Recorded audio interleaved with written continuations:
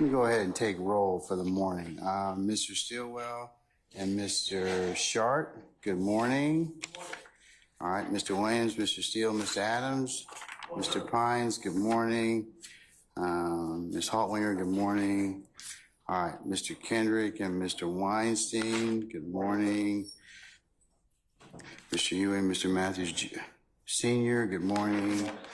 All right, Mr. Nichols and Ms. Westmoreland, good morning. All right, Mr. Ryan and Ms. Abbasi, good morning. All right. Okay, Mr. Brown, Mr. Atkins, Ms. Hilton, and Ms. Knight, good morning. Good morning. All right.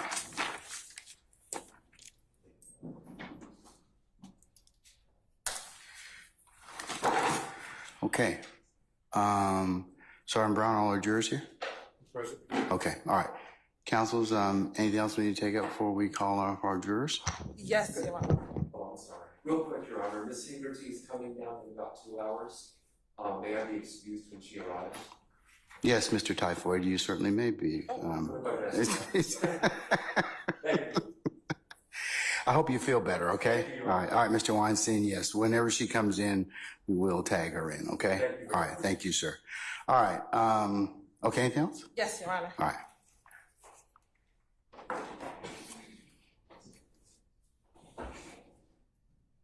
Your Honor, given Mr. Copeland's testimony last week, the state does intend to play his interviews beginning today until whenever those interviews finish, at least for the January 11th, January 28th, February 20th, and February 21st interviews. Last night, the state sent over redactions as relates to the June 10th interview, which I believe defense counsel may have some portions that they also want to have redacted. And so the state would ask that we can move forward today with the first 4 interviews. We'll see where the day leads. And then tomorrow have some litigation if necessary regarding the June 10th interviews. Are you talking about the interviews which occurred where? Back in 2015 at Atlanta Police Department, which the state believes could enter based on Mr. Copeland's testimony that everything he said in those interviews were lies, that he said anything that he wanted to say in order to get out of that interview, that we are impeaching him by contradiction. Okay. And playing those statements. We will begin with the January 11th statement, and then we're going to move to the February 20th statement. And the reason why January 11th and then February 20th, and those of 2015? Those are both in 2015. And the reason why we're going to start with those two, Your Honor, we believe those two have the least amount of information that the defense may argue. So I think that those are easier to get through. Mm-hmm. The January 28th and the February 21st interviews, both of 2015, may have some more redactions that defense counsel may want. And so we're open to hearing what, if anything, they want redacted. So we can either consent to some things or have some litigation about that. But we were going to start with what I believe to be the easier interviews, which would be January 11th and February 20th. And then we'll move to January 28th, February 21st, and then June 10th of 2015. Okay. All right, let me hear from any defense counsel about the state's plan to play the January 11th and February 20th interviews. So, good morning, Your Honor. Good morning, sir. So there's a couple things. Regarding just playing past interviews, it's going to be my stance on behalf of Mr. Stilwell and probably others that the foundation for prior inconsistent statements has not been laid in toto for the entire interviews to be played. Now, there may be specific snippets, but just to play the interview, we do not believe that the proper foundation has been laid.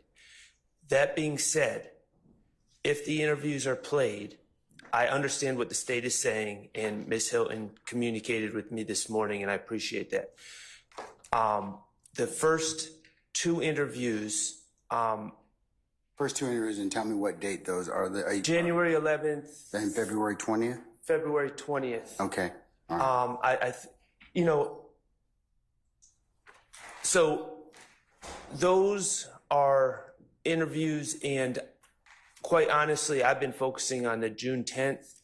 I would ask that the defense have a little time just to look at those transcripts to just make sure if Your Honor is going to allow those interviews to be played over our objection or over our hearsay objection, to just make certain that there's nothing in those interviews that should not be played, that would fail 403 balancing, character evidence, etc. As we look forward, just for planning purposes, I have not, we were just sent the proposed redactions in a form that we could open them from the state. The June 10th interview, if it's allowed, is very problematic as far as Mr. Copeland talking about things he doesn't have personal knowledge of, talking about hearsay, bad character. It's just a very. I think they want to litigate that separately. Well, so tell me about they're saying it's going to take a minute to get through the June 11th and February 20th interviews. I understand that. All I'm saying is I'm just trying to give Your Honor a heads up that the June 10th, there may be a substantial amount of time that we may be asking for your attention outside the presence of the jury. I'm just trying to give the court a heads up on that. Okay, but yeah. So I think the state said that too. So okay, there's not any disagreement about that. So the first two interviews, I would just ask that the defense team be allowed. I don't know if the state is planning on going into it right now. If they are, I would ask that we be given some time to just review it, because we were not anticipating this morning, and just comparing our notes to see if we have any objections. Well, I think that. Well, let me just correct you, Ms. Sharp, just a second. Friday, the state did tell you that they planned on playing those two. At least they planned on playing those particular interviews in total for impeachment. They said that up at the bench on Friday. Okay. So you had all weekend to kind of go through that. If that were the case, it's not like they're playing hide the ball. It's not like, given the current testimony so far, that wouldn't be probably a realistic possibility. Well, I mean, we do have our objections, or I have my objections to that. But again, Your Honor, I would just ask that the defense attorney be allowed to huddle up and figure out, because I'm up here, but I'm not necessarily speaking for everyone, and I'd like the opportunity to communicate with counsel for the other defendants. How long you had the January 11th interviews? You had them. When were they? Probably. I mean, it's not Judge. Just to be clear, it's not a matter that I haven't watched them. I've probably watched them 24 times. Okay. But it's just a matter of having the transcript pages where there's problematic issues. Okay. Unless you. And again, Your Honor, I haven't looked at what the state's redactions are. They sent something at 11 o'clock last night with proposed redactions. It wouldn't open, so they resent it this morning, probably, 20 minutes ago. So I haven't had a chance to look at their proposed redactions. And Your Honor, to be clear, the redactions are for the June 10th interview. Okay, see.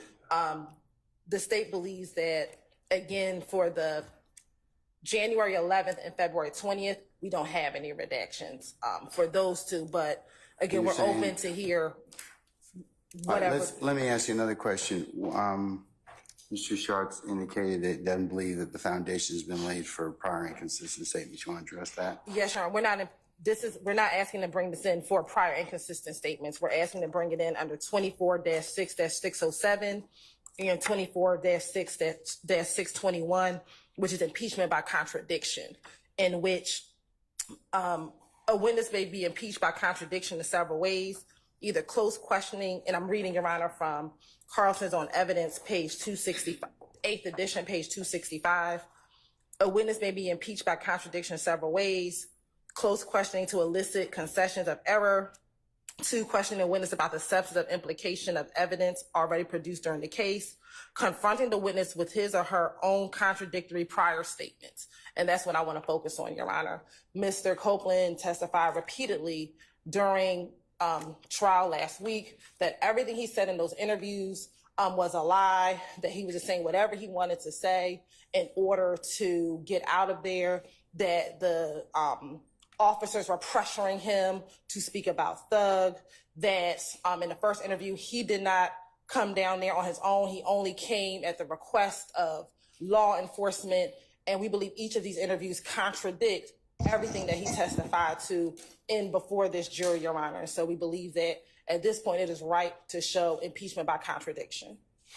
Well, and if there's certain things that are said that indicate that the officers did not pressure him about quote unquote thug or things like that, that maybe fall under contradiction. But playing the whole video, it's like they're saying he said he lied, and we're bringing this to as contradiction, evidence of contradiction. But that would be assuming that he's telling the truth in that interview. It doesn't, I mean, it doesn't in and of itself facially contradict anything he's saying. He's just saying he lied. Ordinarily, you'd be right. It would be impeached as to specific things. The challenge in this particular circumstance is that Mr. Copeland's repeatedly said, I lied about everything. And I lied to get into, I told a lie as to what would get me out of this. So I think under those circumstances, this is kind of the broadening of it because of his testimony. The entirety of that particular interview is probably going to be admissibly played. You know, respectfully, over your objection. I understand, but this is a problem that was created by the state, and they're trying to. How are they? How is this? How is this? Okay, just slow down. How did the state make this a problem when the witness testified, not just once, but repeatedly over the last several days, that he has lied about these particular interviews? He was lying because he wanted to get out of this. He told these people anything that he thought that would work, and so that's kind of the predicate. Ordinarily, sir, I would agree. I would totally agree with you, but I don't think the state set this particular witness up for that particular saying. He said it more than once. Okay, I'd like to answer your question about how the state set this up. The state, we know that the state met with Kenneth Copeland. What was it, 2 weeks ago now? We know we were arguing about whether his attorney was alerted, etc. They met with him, I guess, in the courthouse. I don't know. We know that they met with him. Unlike every other witness, they've done this with several of the people that are alleged to be associates of our clients. They have been asking about statements from 10 years ago, and they intentionally have not allowed not afforded these witnesses an opportunity to review their past statements prior to testifying. So they want to play their past statements. They want, I don't recall. And so they bring these gentlemen in, ask them about statements that were made 10 years ago, and have never given them an opportunity. We know that the state, they're thorough. We know typically in trial, when the state is calling a witness, they say, hey, we want you to come into our office. We want you to sit down and review what you said in the past. And they do that regularly in trial prep. They have chosen not to do that for Kenneth Copeland. They chose not to do that for Trontavious Stevens. They have chosen to keep these gentlemen in the dark and then ask them questions about statements they allegedly made 10 years ago. And when the gentlemen say, I don't recall, which is pretty understandable, then say, we get to get in their prior inconsistent statements. We get to get into impeachment by contradiction. That was their choice. They should have let these gentlemen review their statements before taking the stand, and we probably would be in a different place. So that's why I'm saying this is a bit a situation that they created. It was strategic by the state, and they shouldn't benefit from it. Okay. Yeah, I'm going to respond to that. Madam? No? Yeah, go ahead. Your Honor, Mr.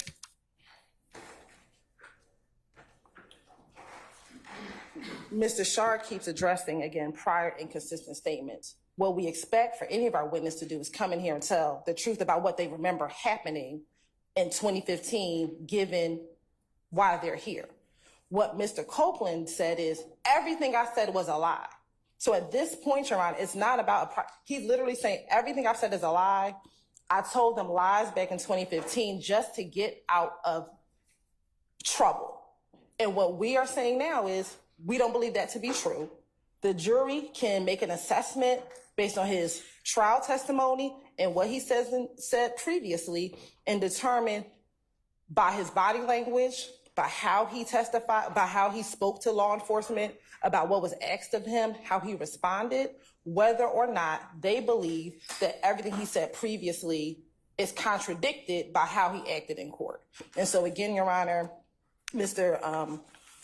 Shar is focusing on prior inconsistent statements. Again, we're impeaching by contradiction, meaning what he said in court is distinguishable from what he said previously in 2015, one, outside of the presence of these individuals, and how he testified, which was that line of questioning that we asked of Mr. Copeland. Okay. Anybody else wish to be heard on this issue? Mr. Steele? You can come to the podium, sir, if you'd like. Maybe it'll be easier for you, but...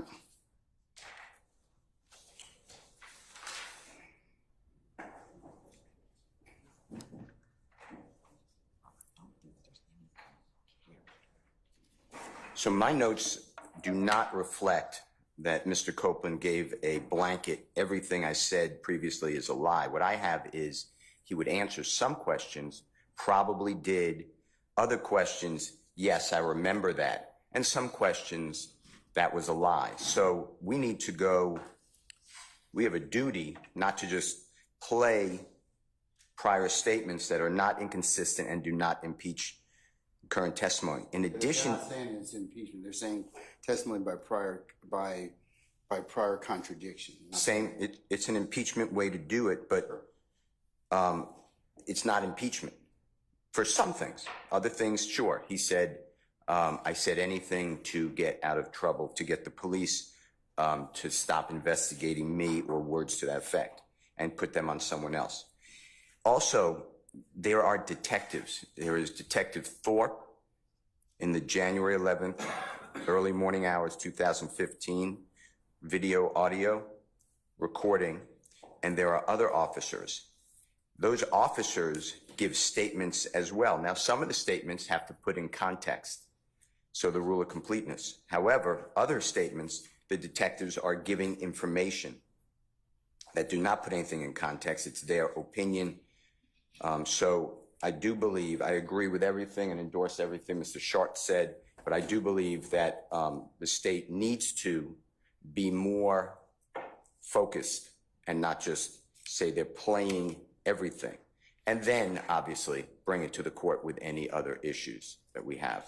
If the state's position is what it is, then my position is that's the court needs to make findings on each line, because they're not all inconsistent under 24-6-602 or anything on 24-6-613. All right. Chris.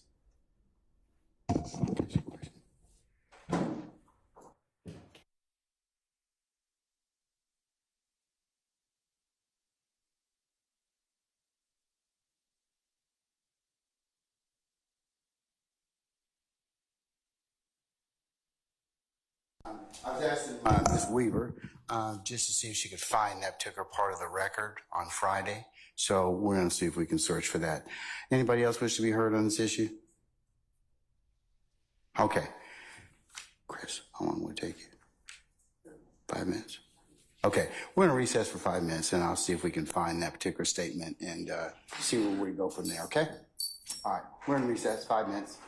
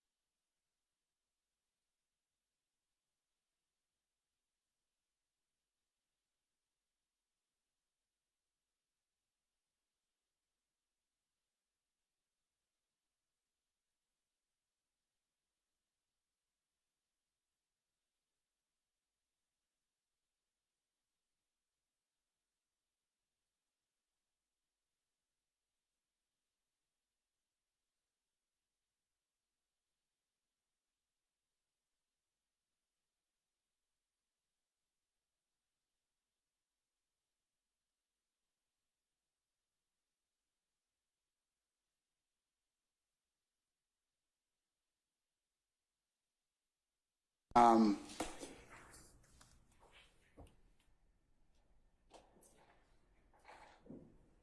right, Ms. Weaver's had a chance to review in a cursory manner the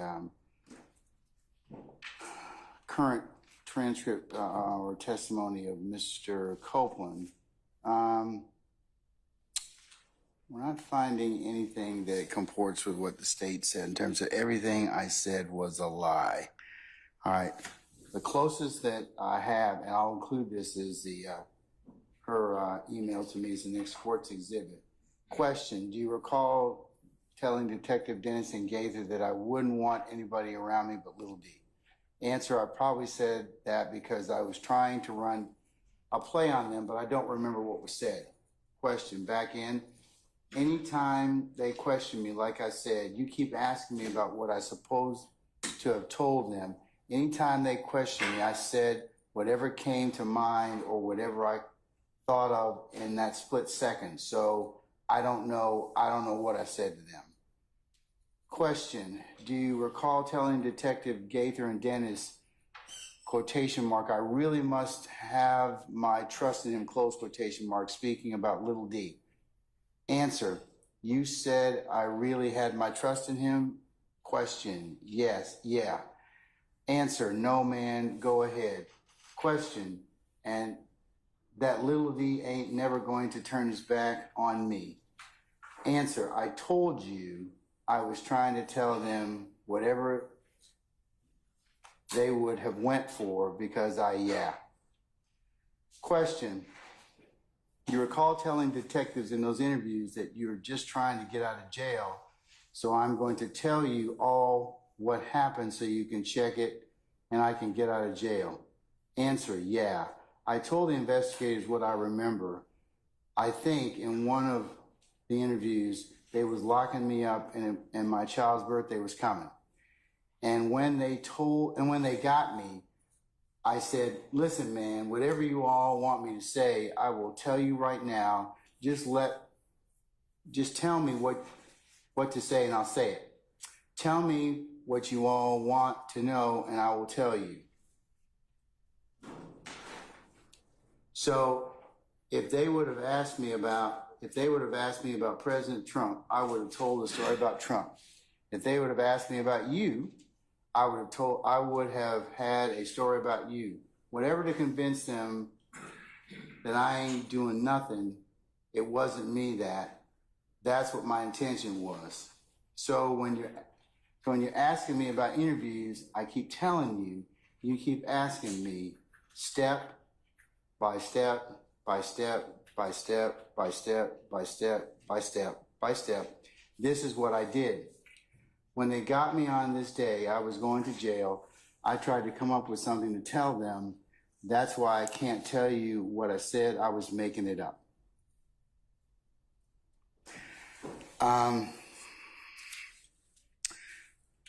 State, unless you've got something more specific, it looks like from looking at 607, it allows for the admission of intrinsic evidence to impeach specific errors or falsehoods in the witness's testimony on direct examination. So it's more so, they give the case of United States versus, this is in Carlson, Antonius, and that's Antonokeas. And this particular accused was charged with illegal narcotics offenses, and when he testified, he made sweeping statements about disavowing any involvement with drugs. So the government provided testimony that from somebody that had sold him cocaine on two occasions, or they asked him about it. Sold him cocaine on 2 occasions. So if you open the door, I don't think, which is what I think you're trying to tell the court, but I don't think it's quite broad enough. I haven't found anything in the transcript that indicates that what you said, everything I said was a lie. That's broad and would probably open that up, but I haven't found anything. I think you're going to have to probably pare down your examination or rethink what you want to do in terms of 607. But Your Honor, when he says in court, I was making it all up, that is It says I was making it up. I was making it up, meaning everything that he told law enforcement back then in order to get out of whatever he was doing, I was making it up. We don't believe he was making it up. We believe that he was being truthful in those interviews. And so when he comes in court and says, I was making it up, meaning I was saying anything in that interview room in order to get out of custody or to get out of that interview, then everything I'm saying isn't true. Because that's what he's saying. I was making it up. That's what he told this jury, that everything I said back in 2015, I was making it up. Let me read the last sentence, 2 sentences again. Okay, let me just kind of think about it. So when you're asking me about interviews, and I keep telling you, you keep asking me step, and there's like 7 by steps. It's by step, by step, by step, by step, by step, by step, by step. This is what I did. When they got me on this day, I was going to jail. I tried to come up with something to tell them. That's why I can't tell you what I said. I was making it up. Right. And so we don't believe he was just making it up. We believe that's what he's telling this jury. And so the jurors can see his demeanor in all of the interviews. They can assess whether or not they think he was making it up or not. But at this juncture, what he's saying is anything I told the police back in 2015, I was just saying it. I was making it up. And at this point, the jurors can either believe right now what he's saying, or they can look at what he told detectives back in 2015, how he said it to detectives in 2015, who all was in the room with him in 2015, and make a determination, is what he's saying in court contradicted by what we see in these prior interviews with him. So that is the contradiction, Your Honor. I was making it up is a complete contradiction to what he was doing in those interviews in 2015. So that is, maybe he didn't say I lied, but he said I was making it up. That is, I wasn't telling the truth. Now the jurors can look at interviews to determine whether or not they believe, was he making it up just to get out of trouble, or was he being truthful in 2015 when he made those statements to law enforcement, Your Honor? All right. Mr. Sharp or Mr. Bless you, God bless Mr. you. Weinstein. Mr. Sharp or Mr. Steele, gentlemen. Oh, and additionally, Your Honor, I believe he said, and I would think you had to look at the January 11th interview. When we questioned him about January 11th, he said, and I'm looking at notes, but we would ask the court reporter to confirm, I don't remember anything that I told Detective Thorpe at all. And so again, we believe that he's being contradicted by what he's saying in court versus what he said in 2015. Okay. Ms. Sharp? I think you have it exactly right, Judge. These rules are not so broad as to just allow hours-long statements in based on specific denials. The idea that I think you also should consider is within your purview to consider the gamesmanship. I'm going to stop you there. I don't think that anybody's playing and running games in terms of that. Well, I think I respectfully disagree with you about that. Okay? So you don't think that they specifically chose not to show this gentleman his videos so he would not recall things when asked about 10-year-old statements? I don't think that any self-righteous advocate worth their salt is not going to prepare a witness. I don't believe you would do that. I don't believe anybody would do that. Well, why hasn't he seen the videos then? I don't know, sir. I don't. Okay. I don't. And I don't know what their prep entails.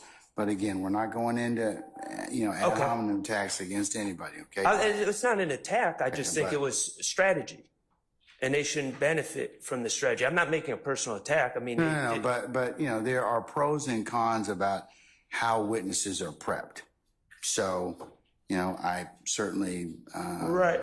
I certainly think that is something that, has to be taken into account depending upon the witness and depending upon the circumstances. But they're trying to say just because he doesn't remember, recall, or denies specific parts, somehow this opens up the entire statement based on, well, the jurors should get to see his demeanor. And again, they can see his demeanor on the specific part that is being impeached. But I'm concerned about this last couple statements about, because he says when you're asking me about interviews, that's broad. He's saying in these interviews that I have been undergoing, I keep telling you, you keep asking me step by step by step by step by step, that this is what I did. So when they got me this day, I was going to jail. I tried to come up with something to tell them. That's why I can't tell you what I said. I was making it up.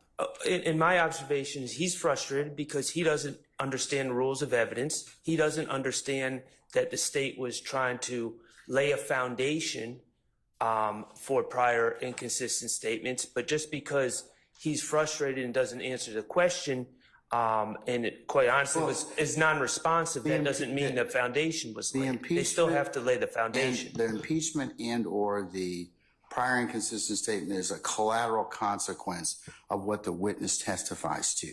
If the witness gives pretty straightforward testimony, then there's no need to go into any of the other things about in prior inconsistent statements or impeachment by contradiction.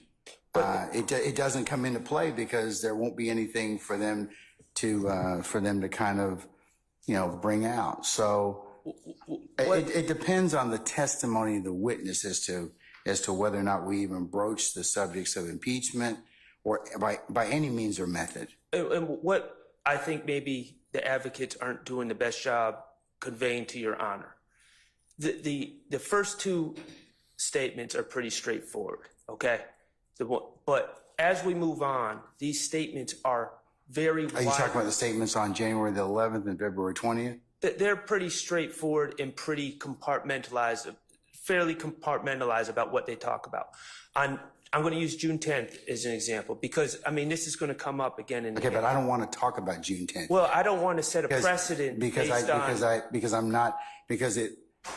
we haven't kind of covered that. I have a jury that's sitting out here. I want to kind of see if I can go forward with that. Okay, well, so that's my intent at this point in time is to see whether or not I can make an agreement, or not make an agreement, but I can make a decision as to whether I'm going to allow the state to play these two interviews. Okay, well, I'm just trying to make it clear to Your Honor. We can go into argument about that because even the state has told me that we probably will need to have some discussion about that. I don't, Your Honor's going to rule. I agreed with Your Honor's analysis initially. Your Honor's going to rule how Your Honor rules. I just want to be clear that all of these statements are not the same, and any decisions made about the first statements should not be. I'm just talking about the first two right now. Okay, so I'm going to stand by my objection on hearsay grounds. Sure. And I think I speak for all my co-counsel or co-defendant counsel regarding that. And Your Honor will just, it's a call that you're going to make, and we're going to have to deal with it. But that's our stance. Mr. Steele, anything else, sir? Okay. All right. And we agree, Your Honor. Anyone else? Mr. Harvey? Yeah.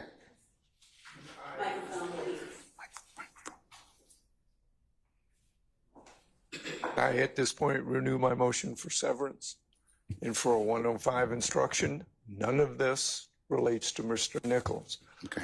So I know you gave me a continuing objection. I want to renew it every now and then. When we get into a position where there is a great deal of evidence that's coming in, none of which impacts Mr. Nichols. All right, sir. So noted. Your motion for severance and your 105 request for a 105 instruction. I'm still going to deny it. I'll give you a continuing objection. All right. State, were you going to say something else, madam?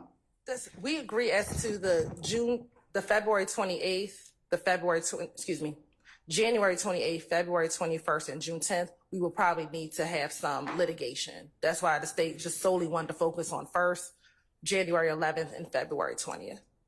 All right.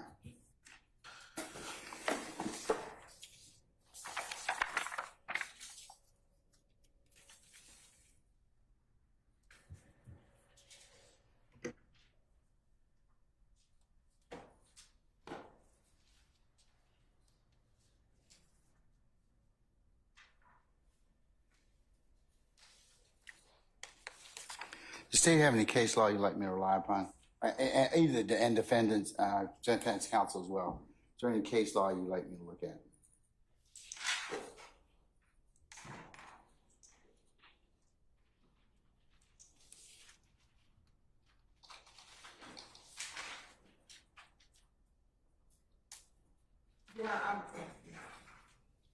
Again, we're solely reading from, at this juncture, but I can pull case law as well, from Carlton when we're speaking of 24-6-607.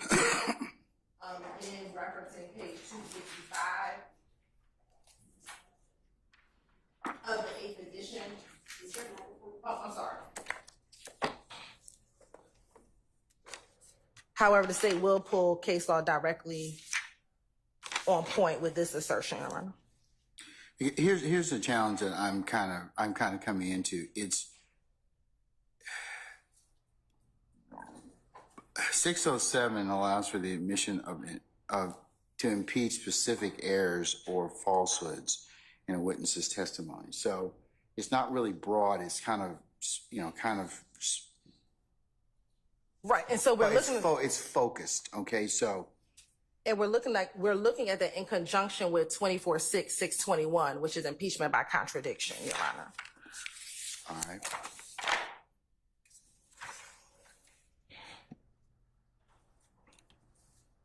And what 24-6-621 states is a witness may be impeached by disproving the facts testified to by the witness.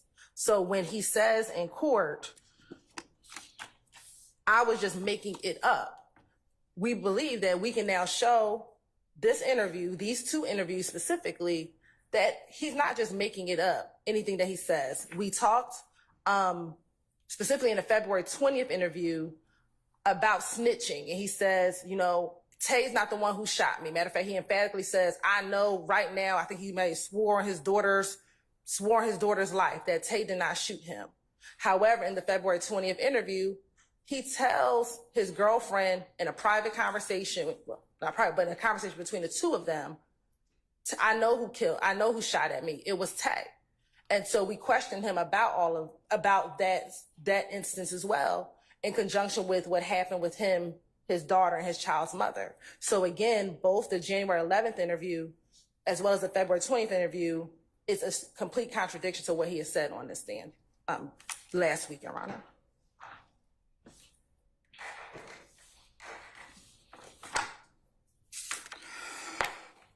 Excuse me. All right. Based upon OCGA 24-6-607 and 24-6-621, and the court's review of the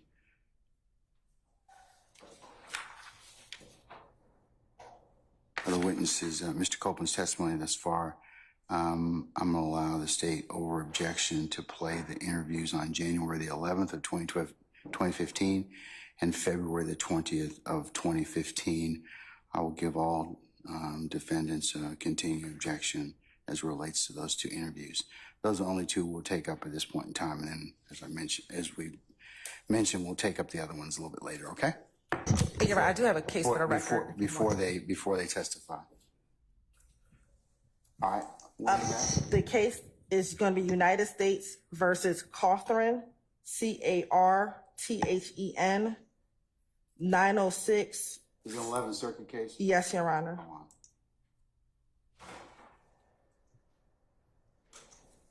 Can you spell that again?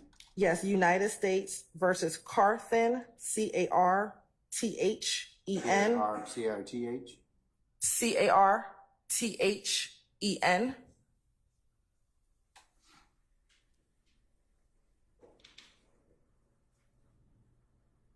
It says it decided January of 2013? 2018. 2018. All right. You need to give me the citation. Go ahead. Sure. 906. Hold on. Go ahead. Federal 3rd, 1315.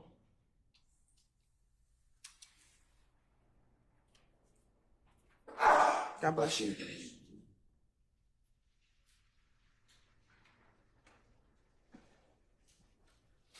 And it has impeachment by contradiction occurs when a party offers evidence to prove that a fact to which a witness testified is not true.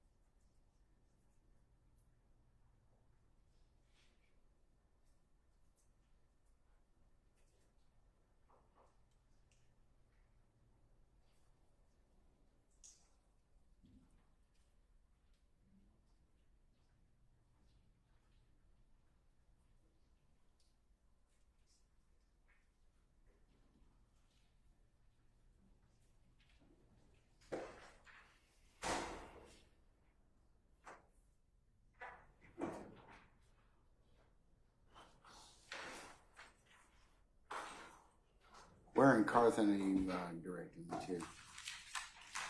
Madam?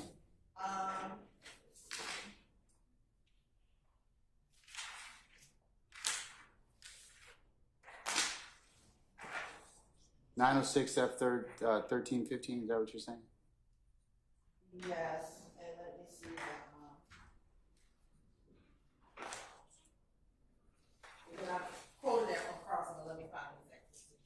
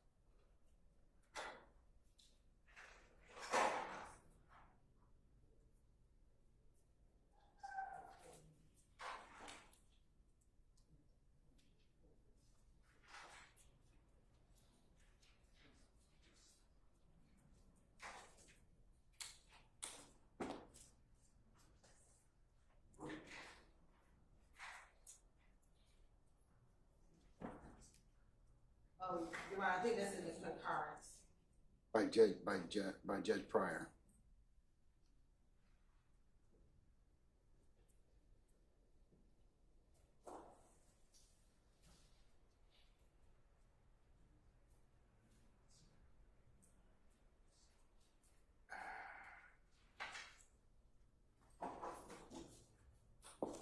Okay, 608 won't get you there. You're saying it's 621? Yeah, because a majority of circuits, yeah, I believe under.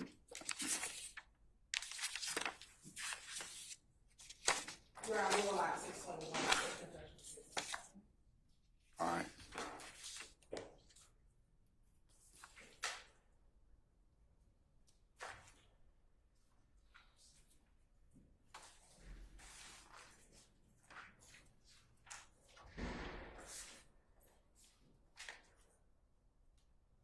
Okay.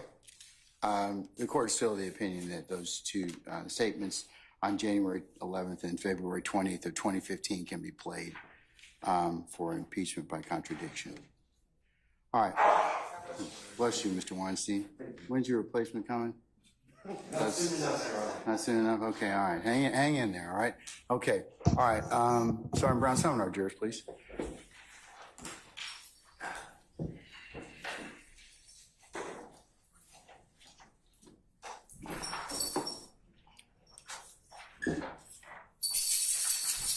Have you already gone to get Mr. Copeland?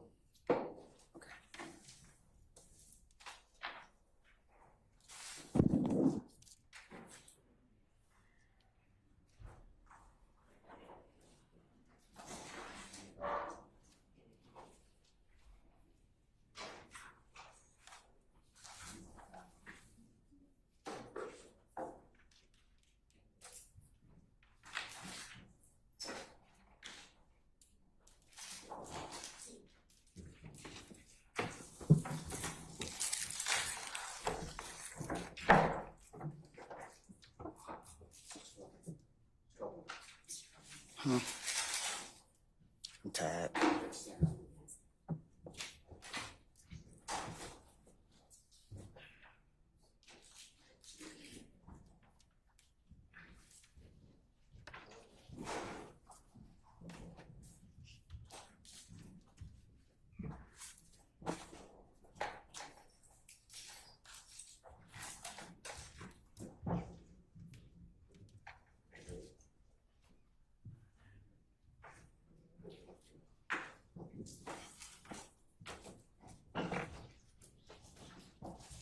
All right, ladies and gentlemen, please be seated. All right, thank you, Sergeant Brown. Members of the jury, good morning. Good morning. All right, we've had some business we need to take up, so appreciate you being patient with us with the delay. Mr. Copeland, good morning, sir. Good morning. All right, sir, you're still under oath. All right, Ms. Hilton, you may proceed when ready. Thank you.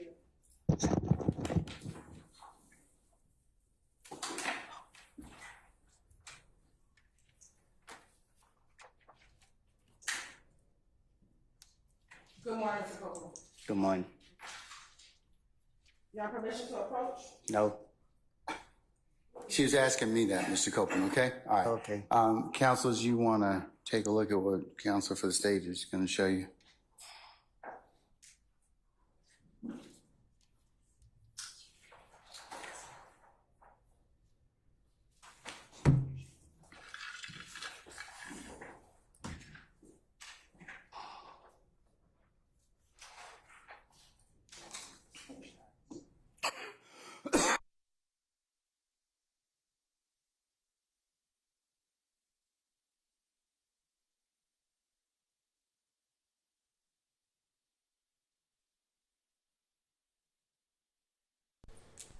You have permission to approach? You may, ma'am.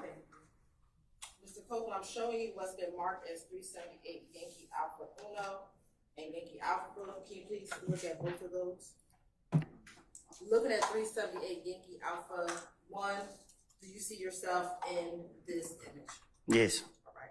And as we talked about last week, do you recall going into an interview at the Atlanta Police Department the night that Nutt died? I don't recall. Looking at this interview, you see the dates of January 11, 2000 and 2015 on this. Yes. Your Honor, this time the state would like to tender 6378 Yankee Alpha and Yankee Alpha Uno into evidence. Yankee Alpha and Yankee Alpha 1. Yes, Your Honor.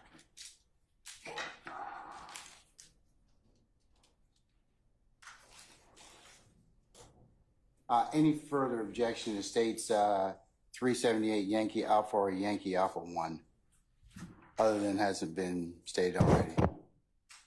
All right. It's already right there. I'm sorry? It's admitted and may be published as you see fit. Thank you, Your Honor.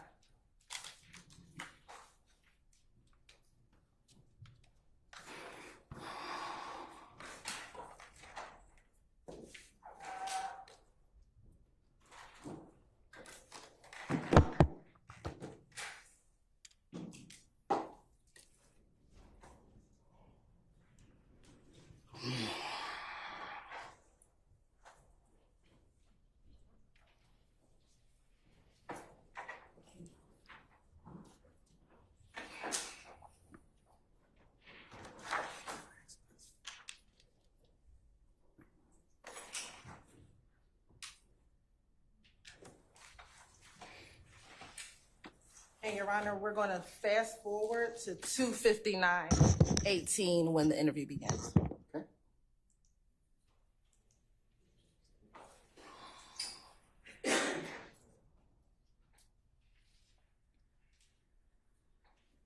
Or we'll start at 258:34.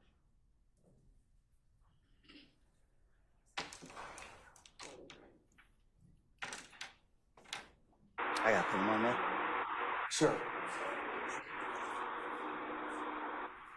Yes. Madam, you're playing two, just for the record, you're playing what? Well, we start at 258:34. Of which exhibit? This is 398 Yankee Alpha. 378 Yankee Alpha. Do I need to listen to this? Can you hear it? I know you. I know you're playing over side. You got something up there. What am I supposed to do? If you talk to me ways, how you get my attention? That's my attitude. Okay, when you're gonna talk, then I'm gonna talk to his family. Okay? I'm gonna let his family put it out. But please pick one thing at a time. Okay, Ken? One thing at a time. All right?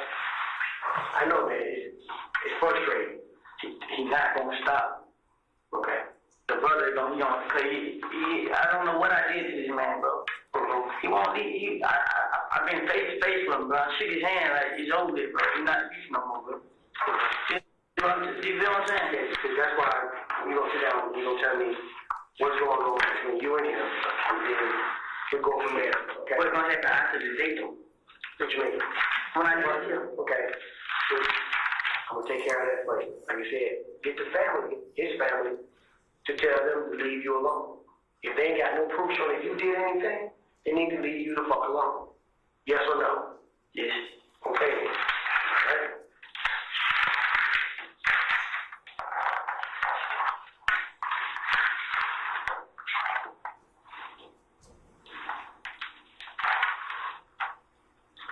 Today's date is January 10th, 2015. Time is approximately 0300 hours at 3 o'clock a.m. I'm here with Mr. Kenneth Copeland. Yes. And Mr. Copeland, can you give me your date of birth, sir? July 25th, 1991. July 25th, 1991? Yes. Okay. You got the middle name, Mr. Copeland? Xavier. Xavier.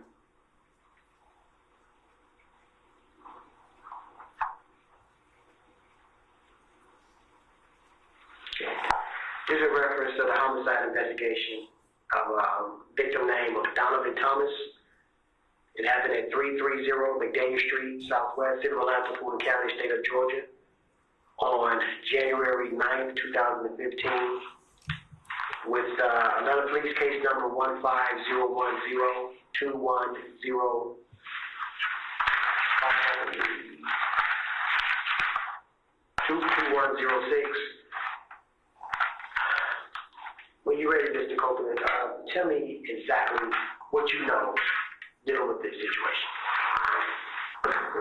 Like now, no, everything. Tell me everything. What made you want to pull you into this situation to happen? Okay. Me and Kale. You know what I'm saying? Me and him, we had a problem in the club. Is that him? No, this nothing. Okay. Kale, they say this the little brother, but I thought they would just change it, but they say they're real brothers. Kale. K-E-L. K-E-L. Kale. Okay. Okay, go ahead. Little brother of nothing. Yes. Who you identified from a picture, which is Donovan Thomas. Yes, sir. Okay, go ahead. Me and him got into it in the club push. What day was that? It's just like every like it's a lot. Okay. So, but 2 months, 3 months, a year, how about? Yeah, about I'm saying no longer than 4 months. 4 months. So every time y'all be at Club Crucial, y'all see each other, y'all get into it. We don't even fight, we don't do none of that. The only time I fight was the last time. Okay, so what was that? Monday we just passed. Monday.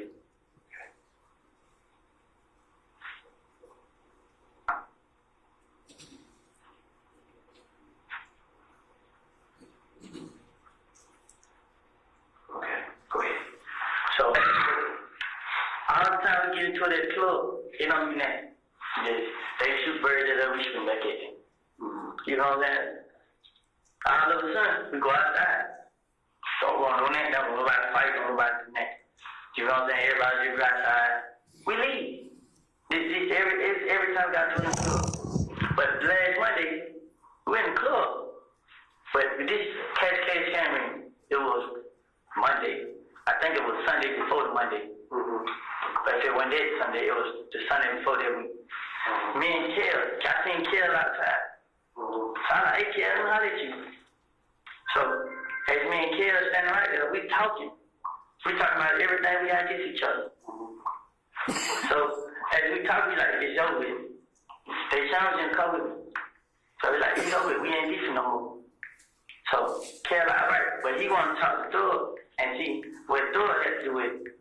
So like, man, Thug ain't standing there jump up, you know what I'm saying? He ain't into this. So he like, how you want to talk? So him and Thug talk. Whatever said with that, I don't know. Next thing you know, Monday come, I'm in Cushion. As I go to Cushion, I pull out my money. I'm on stage, I'm flashing my money to all the girls standing around. I'm flashing money. So I get on the stage, I'm flashing money. Kel, and this whole walk up on me. So I look at him, he's like, what's up, bro? I'm like, what's going on, y'all? And he ain't saying that, so he just looked at me, so I'm still flashing money. I'm laughing, I'm playing with everybody. So he was like, hey, what's up? I'm like, what's up, bro? He's like, Thug still want to pay for the window. Like, I guess so, bro. But he in the club, like, go talk to him. You know what I'm saying? So Kel, like, he took his necklace, he put his necklace inside. So I look at him, I put money in my pocket.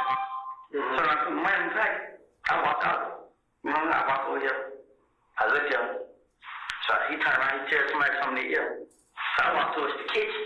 When I walk towards the kitchen, all of them walks behind me. I was by myself. So when I get to the kitchen, I see everybody walk behind me. I try to turn around and go back to the stage. Kel punched me in the back of the head. So he punched me in the back of the head. They pushed me to the ground. He tried to go in my pocket and get my money. But as I hold on to my money, the other guy punched me all in the face. But I didn't care. I was holding on to the money. So as they punched me, I get out of it. I run. So they say everybody, some more guys, they knew me. They can't help.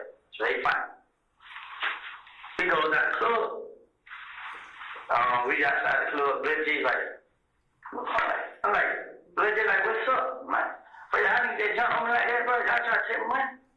So DJ? Yeah. The rap DJ? The rap. So I'm like, y'all, so Blood J like, I ain't got nothing to do with it. You know what I'm saying? So,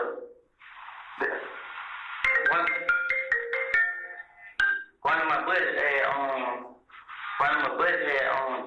fought Blood J. So after they fought Blood J, we leave the club, then they have what day is? Today, Saturday, yesterday, Friday, they have a meeting. The meeting, like it was a blood meeting, and the meeting was about me and Thug. You and Thug? Me and Young Thug. But the whole time, I'm telling them like, what Thug got to do with this, bro? Young Thug was just talking. Young Thug, the rapper. I'm like, what he got to do with this? You know what I'm saying? So I'm talking to him. Like, he with you. I'm like, bro, it ain't no beef, bro. Like, I ain't saying y'all niggas, y'all just, you know, don't pay me no attention. I don't pay y'all no attention. No, I listen, man. But there was a guy that was at me. Said, so the guy down the road, Mo, he's supposed to say, kill me and Young Thug. So I asked, I got 10 minutes on my phone. I text my phone, like, I ain't, bro. Y'all gonna kill me and Thug? And I said, let's say, like, ha, ha, ha. And he like, bro, what you talking about? Like, ain't that like it been said? So another guy talking, like, ain't that like it said? I'm like, okay, they just lying. He like, yeah. So next thing you know, okay, after that, he said, so my other buddy like, man, they really on something like, they didn't let it ain't no more beef. They gonna try to get some money. I'm like, bro, look, bro, I talked to Kel, bro. I talked to him one time, I talked to him again. I ain't stand with you having it, so they ain't take the money, they don't mean that. So he like, alright, I'm gonna try to get it over him. Then he like, I don't want to talk. I'm like, but it ain't about me, so I'm still telling like, what's up? Why you got against me? What have I done to him? I ain't never talked to another girlfriend. I never did nothing to him, man. Why he get me? Next thing you know, it's a gambling house. I used to be it. And we used to gamble now. It's over there in Lakewood. They go to stand on top of the roof and shoot inside. So they stand on the roof shooting inside the building. And then they leave. So they tell everybody the car, tell her what happened. I'm like, what? You know what I'm saying? So cause that's what we know, I go gamble right there. So next thing you know, nobody seen that, nobody seen that. So the day I been in the house sleeping now last night, to like 5 to 6 o'clock in the morning. I was with Doug, we was at DJ Drum Studio. He was doing the song. So we left the studio. And I went to my girl. Yesterday Saturday, I was a DJ. The day Saturday, like the Sunday when I was Saturday. The day Sunday, right? Yesterday Sunday. Friday, like late, like, okay, Saturday morning. I went to my girl's house. It was like 5, 6 o'clock. So I was tired, so when I went there, me and her was there, laying up. So I stayed there, I was asleep. Honestly, God, I was asleep the whole time. So she could go meet her dad and he gave her a card, she go to the mom or something. So I stayed there the whole time. I didn't go nowhere. I sleep. I wake up. I look, she still ain't got that. I called, that's what she is. She somewhere with her dad and was. I like, dang, you must have got out here. You know what I'm saying? Like, you forgot I was here. And she like, nah, you sleep, this and that and that. She like, where you at? I'm still right there. So my brother called me. So he like, you want to come? I like, yeah, bro. He like, well, yeah, I told him I was at Deshaun house. So he like, okay, I'll be around. So I called Deshaun back, like, what you do? So she like, how you gonna lock the door? So I like, I just jump over the balcony and you just lock the balcony when you come to the house. So she like, okay, but it was somebody that stayed in the room right there where she stayed. When I jumped the balcony, he was walking down the steps, so he seen me jump the balcony. You know what I'm saying? So I got to call my brother. I went to his house and changed clothes. You know what I'm saying? So I went to change clothes. Take over to your brother's house? Yes. I changed clothes at his house. But what time was that? It's like the beginning of 7 o'clock. The clothes I had on, I took them down, sat on the floor.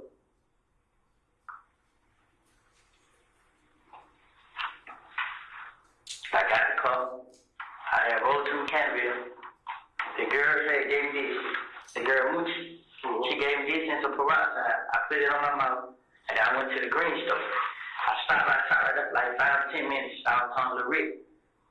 I got in town to Rick. I had called D. Like, what you get, bro? He's like, you on Cleveland. I'm like, I'm finna pull up. So I ride on Cleveland. When I get right up by McDonald's on Cleveland, Lil D like, but he said, nothing, they got killed, bro. I'm for real, bro. But I really just think you just talk. I'm like, for real, bro? Like, yeah, so I'm like, dang. So I like, what happened? He like, well, he just called and said. So I'm like, damn, bro, he gonna say I did this first time too? I'm like, damn, he gonna say I did, bro.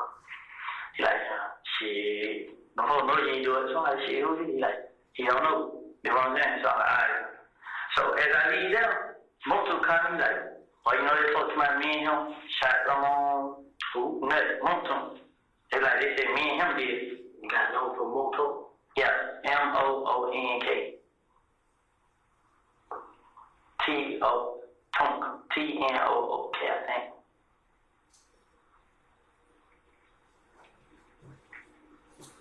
So he was like, they said phone number for him. So were you and him riding around earlier today? Nah, I didn't come out to like, I'm gonna say, I came out at 7, don't put it that way, I came out at 7 o'clock. Okay. Now, when he FaceTimed me, he told me, so I'm like, damn, man, they said me and him did. Yeah. So, first time I did, I called bro like, hey, bro. They said I did it, bro. I need to go out to the headquarters or something. Like, nah, we don't never call you. Now, I told everybody I didn't have nothing to do with it, so I called. I was trying to get the best advice I can. Then next thing you know, they was like, I called my girl mama. I was talking to her before they shot her house up. And I was talking on the phone. Don't be getting on right now. 404. Yeah, but So the number is not broadcast, and I'm going to move it to 31258. all right. Oh, y'all still going?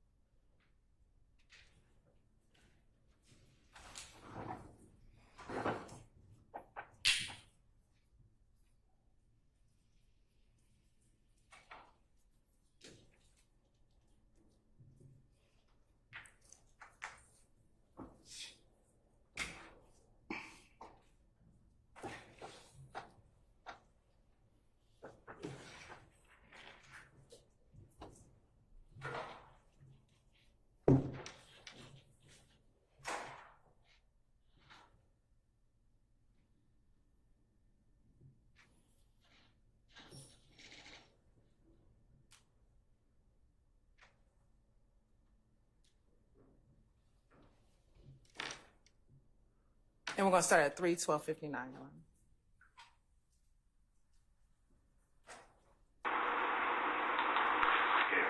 Who dropped you off? There's more to Yeah, that's the one who dropped you off to come talk to me? Yeah. Yeah. Blue, it's blue or the gray. It's a Malibu, the new Your Honor, I'm sorry.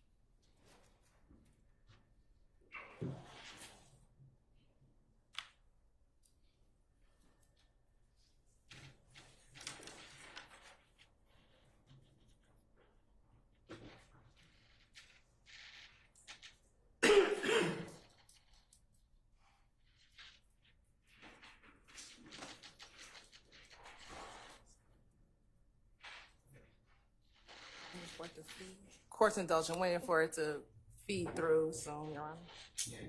I'm waiting for it to feed through Zoom and get larger.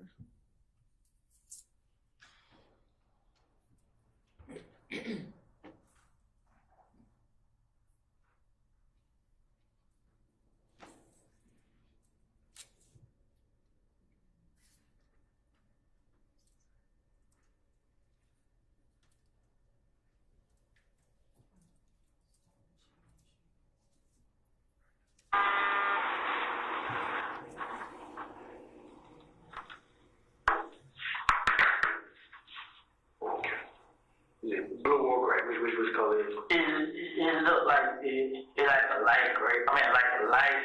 It's a color like probably like gray blue. Like gray. It's a Malibu. It's an Impala, the new kind. Is it Impala or Malibu? It's a Chevy. It might be an Impala. It's the newest 2015. It's a rental car.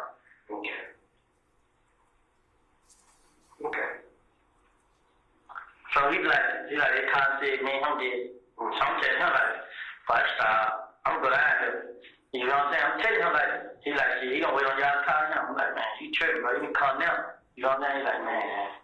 So what I did was, I kept asking. I still got messages in my phone, I can show you. I was asking everybody like, should I go down there, bro? Cause I didn't do it. They come scan me, they do everything. I didn't do it. They check my phone record. When folks call me, they show you where I was, they show you every call. I talked first, they show you where I was now. I didn't do it. I never had a problem with nothing. Ain't never had 2 words to each other. Me and that was always okay. You know what I'm saying? The only person I had a problem with was Kev. Like, I don't really be with him. When we see each other, they jump me up. When they be with him, they don't jump me up. Boy, every time, but me and him, we just look at each other. But the last time, we just jacking each other up. You know what I'm saying? I'm like, bro, what's up, bro? Like, let it go. You like him. It ain't no beef. Then what he tell me? But y'all jump on me and take the money, try to take the money from me, but I ain't let the money go. But the club on Derek, he seen it on the video. He see I ain't do nothing. I ain't starting. He see me walk my club flashing money. He seen that. I talked to him. You know what I'm saying? I don't know what's going on with Kid, man. Like, when this night, I even told him, girl, I'm like, you need to call the police and have them meet to go to your house, cause my man was talking to you like he know where she stayed. You know what I'm saying? Like, bro, you tripping, bro. You know what I'm saying? Cause me and him been on each other. You know what I'm saying? But he don't join this game. And now he just think he big bad wolf. But the whole time I'm telling him like, bro, it ain't that serious, bro. Which game is Count John? 9 Deuce, Inglewood, ABG.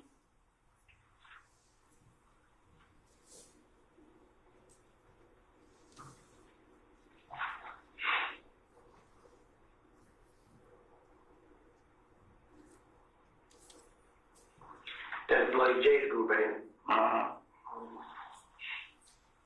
Did you know Gangster?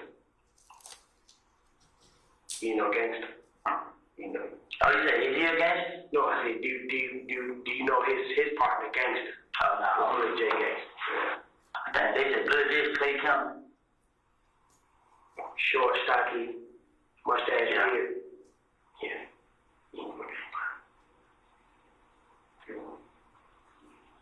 But the whole time I've been telling, like, even when they did that, I wanted to call his phone, but I called Bill J's phone, but he got his phone cut off. Like, he turned it off.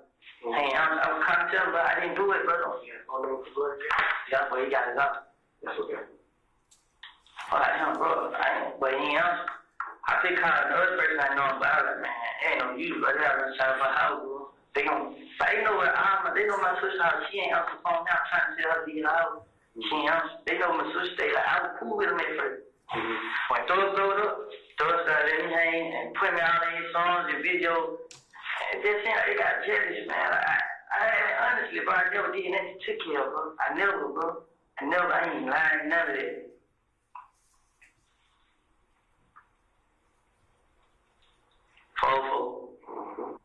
I'm going to pause again, Your Honor, during this portion where the phone number is being read.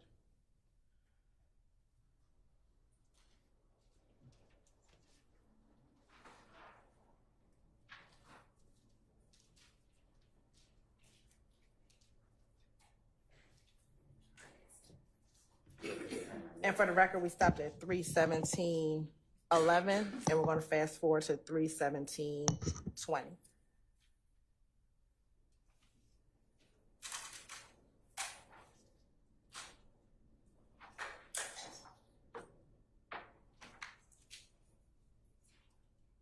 Say it again. Yeah.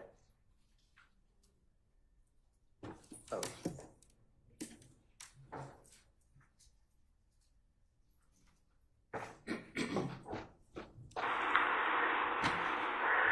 You reached out to your brother earlier Saturday about you need to get out the house or get in his car or whatever. Okay. And y'all pretty much didn't catch up until around 7. You know, you and your brother didn't catch up till around 7, right? Your brother gave you keys to the car. Yeah. Okay, I was in the house. Okay. I called Deshaun. Your girlfriend's house? Or Yeah, I was at Deshaun's house. Man, like, we stayed together until she put me up on Maury Avenue. Courtroom, yeah. So when I woke up, I see she went back and it was dark. I called her like, I tell you what time I called. I called her. She like, oh, this and that. I'm like, man, you must have got on still here. Mm-hmm. And she left because her dad was going to get her a car, right? Yeah, she left early. Let me tell you exactly what time I called her, right? Who's Walter Maddox? I called her at 6:20. You called her at 6:20? Yep. That's the first time I called her. It was 6:20.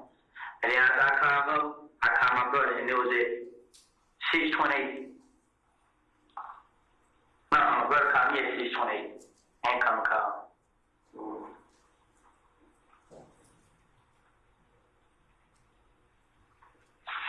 Who's Walter Lee Maddox? Who? Who's Walter Maddox?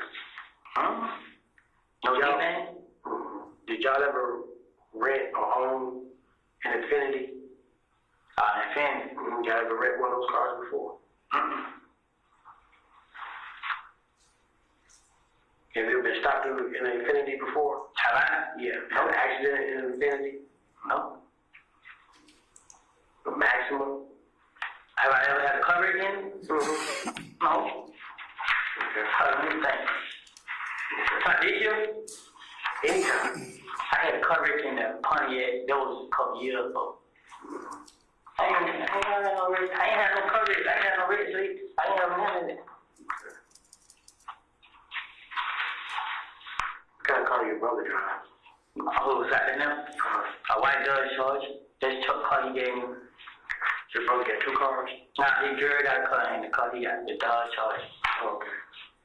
Then she got the little ugly little Malibu, like a 19 something. 2014 Dodge Charger? Yeah.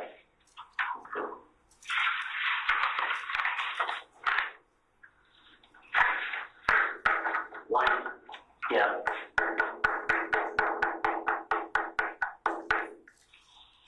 Who drives a Nissan? A Nissan? Mm-hmm.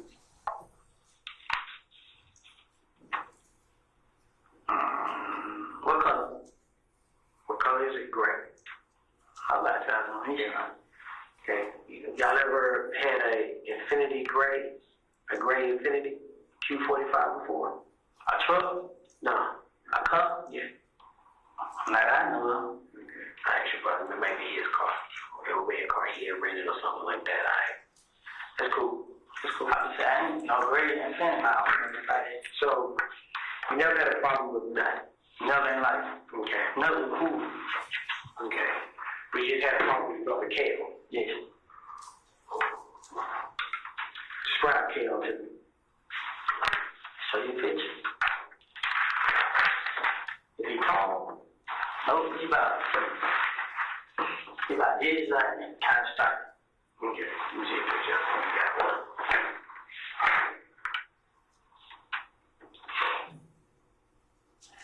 You said it was Motor that dropped you off? Yeah. What kind of car Motor dropped you off? And Impala. It's a Civic car. Grayish blue.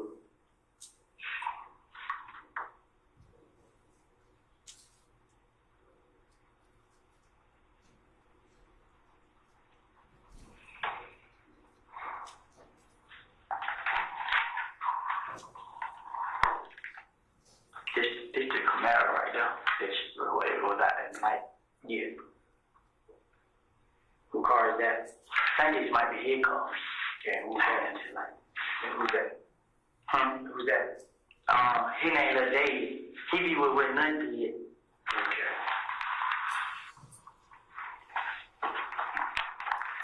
So, little Dave know where your girl mom lives. Like she stays in the neighborhood. They from somewhere. She stays in the neighborhood. Okay. It look like he took care of his page. I know somebody else who got him on there. What his name is? What his name is? Oh, Pluto. ABG Pluto.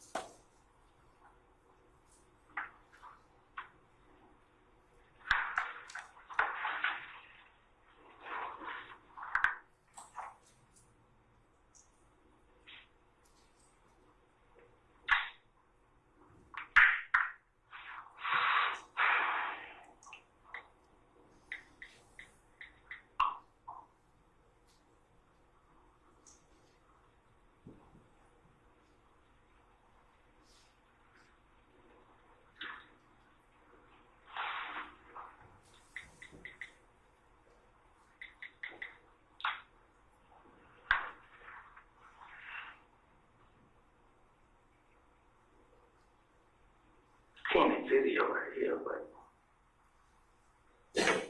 it's video on Blood J page, but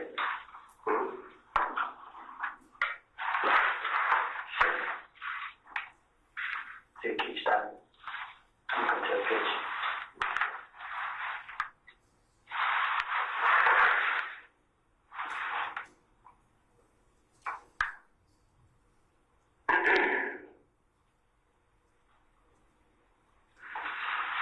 I'm gonna go to his HVAC.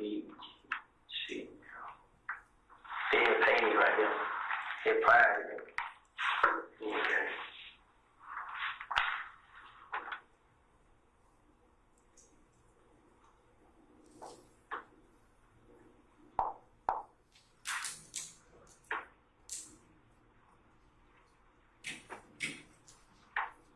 Can you describe? What I say right there? It ain't gonna go. Okay, why you doing that describe Caleb?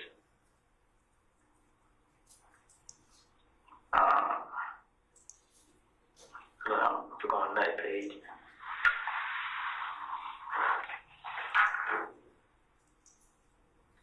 See, this first page we got clip right now.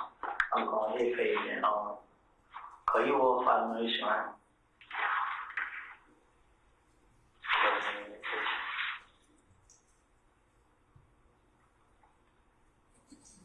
He got a picture I just seen.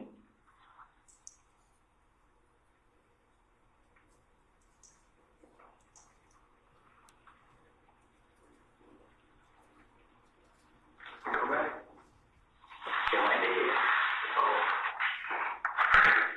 But he had no tattoos on his face, man. He about this time. He about my color. Kind of stuff. And he always wear a BG hoodie. And if it's like people around, he be standing like this. This how it be. But he gonna have a BG hood on. The whole lot of nigga with. Okay, his name is Cal. Is it Calvin? Kel. Like, I don't know his real name, but he kind of said Shell Kel. So, you know it's K-E-L. Okay. See you phone pop real quick. Nah, he ain't gonna cut on him off his little charge, man.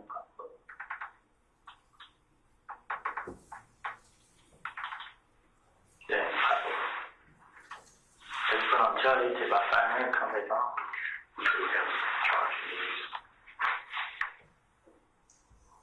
Let's see what we got over there, officer. Okay. All right.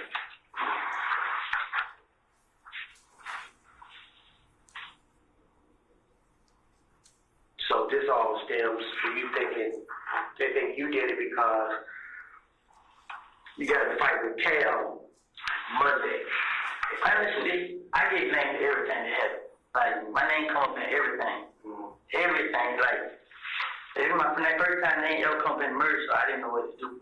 You know, so you and Moto, y'all wasn't together until later on today. No, we didn't get together. So I called him to him. Most of the person told me this. And then he was like, so I called for advice, like, hey, bro, what should I do, bro? Like, because I asked my brother, like, wait on the police. I really wanted to come out on my own and just talk, like, then when they started shooting at the house, I really didn't know what to do. So I tried to get some advice. I called Moto come, like, I'm telling Moto, like, what should we do? So he was like, I told him, like, I talked to you, he was like, I was like, bring me down here, you know what I'm saying? He came, brought me right here. Like, you gonna come in? He's like, I'll wait around, call me. Okay. Like, well, it's on you then. Okay.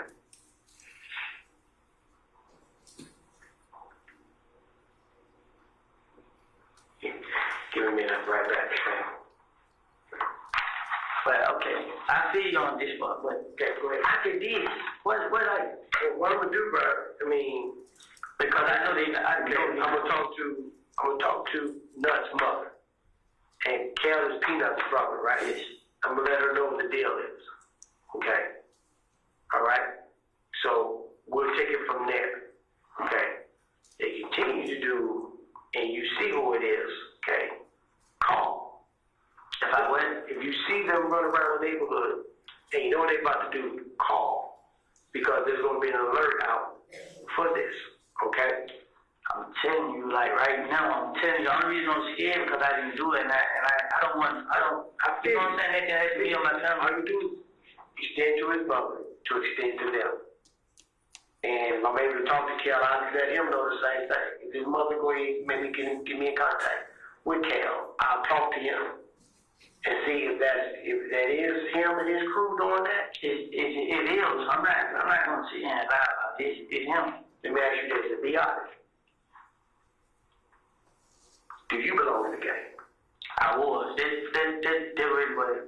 Like, they said, man, I'm talking about it's supposed to be about me not being down with it no more. But he really don't know, he don't really know what it is, because he said he's like, it's me. Okay, so you got ABG. Yes. But it was in 2000, I had went to jail in 2000, I think it's 2015 now. I went to jail in 2013. 12. I went to jail in 2012. I did a year. But when I went to jail in 2012, I didn't get down with the game. I told him I went in. So when you got out in 2013, you told him no? I never told him. I just started going around and I went playing. Okay. You know, so now they see me with drugs, and they don't claim YSL. I'm like, you know what I'm saying? It's real. So I'm gonna get some money. And that's what we told a couple people. You know what I'm saying? I don't know what this about, but that's what you're supposed to say. You know what I'm saying? Yeah. I switched up on them, so I got you. Yeah, so they got the ass with you. But I know that they saying like, I didn't know it ain't gonna be over with. I did something. I know it ain't, you know what I'm saying? I ain't trying to go to jail, I ain't trying to be dead, I ain't trying to go to nobody's funeral, I'm not, none of this. Ain't never had a problem. You know what I'm saying? Somebody, I will show it to you. A person come on my Instagram page and say, you gonna die tonight. They come on my picture and say, on your Instagram? Yes. And you gonna die.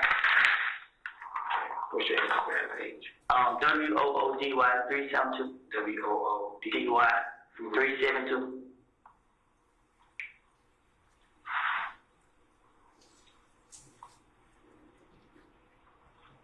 Say I'm gonna die tonight.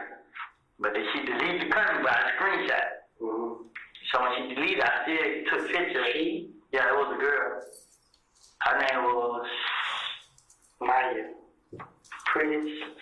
It was some Maya. Come on now, she come and said, you're gonna die. Okay. You're gonna die. And then she deleted. Okay. But I still got a screenshot on my phone, it went dead. Okay. I was supposed to show it to you when it first.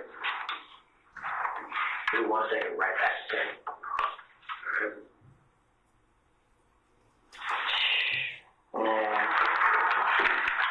Right back there, right?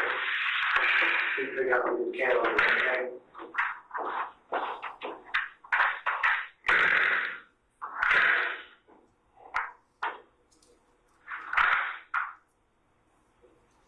Your Honor, the state is going to pause here at 3:32:15 and fast forward it to when Detective Thor re-enters the room.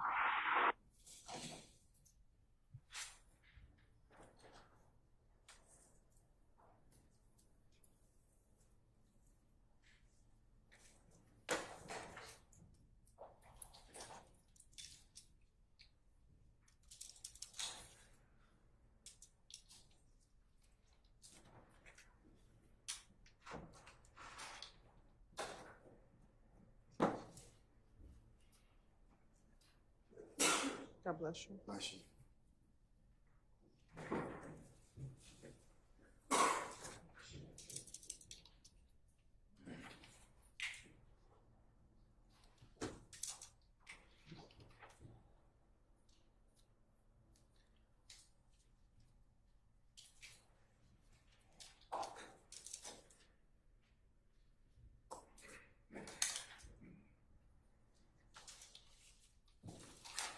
We're going to reshare at 3:35:45.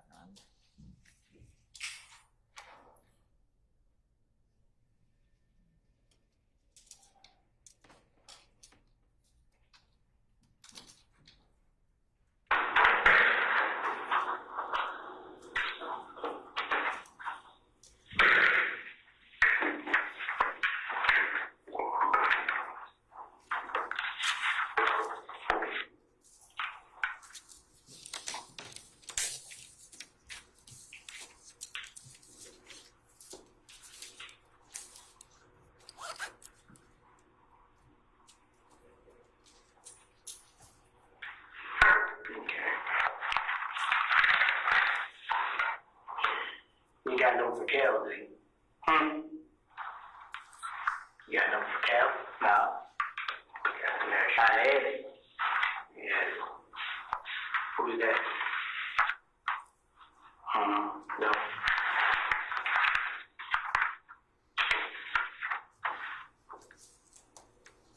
No, one them ain't here.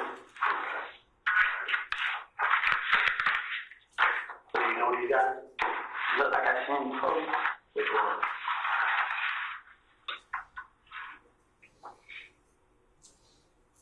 Look like I seen both of you with the kids.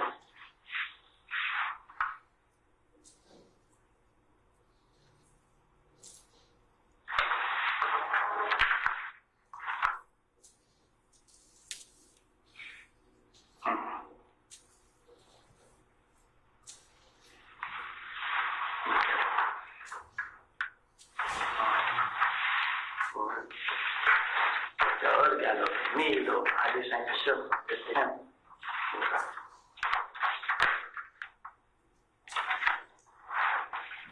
Alright.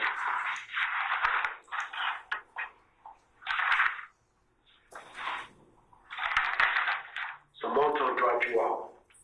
and went on about his business. And he drives English gray or grayish blue Chevy Impala or Malibu. Yeah, this is a rental car. Okay, it's a rental. Okay.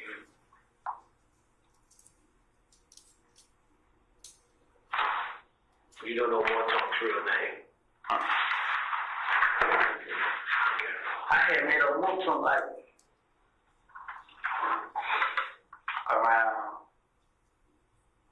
when I got moved to him like he FaceTime. He told me that. Or what time was that? What's his FaceTime? I got I'm charged. Okay. No, we have no outlet charger for the computer. But when Mutu did it, I called him. I was trying to, cause my girl dad called, and he asked me what happened.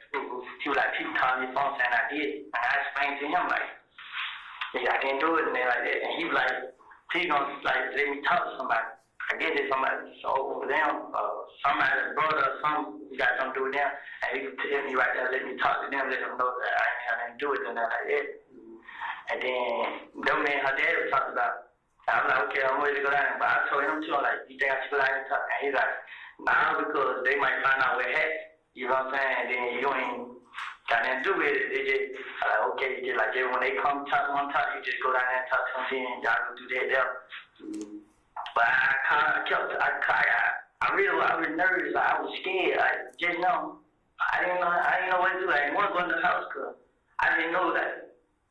Dang, bro, like, everybody gonna sit here and say, oh, I did it. I know, I go through this every time. Like, the guy got robbed. He blamed on me. Then next thing you know, he found out who did it. Instead of him just going ahead and admit that he was wrong, he still let people think it. You know what I'm saying? So, I can't do nothing about it. And now somebody's dead, and they thinking it's me. But I can't. It ain't. I ain't afraid of. You know what I'm saying? Nothing. But I just don't want to go to jail or die about somebody to do. And I just know he have a point. Kid have a point to who I don't know. But it just now like he constantly. He just won't stop, bro. Like it ain't nothing I can do. Like. I can do this, I can do that.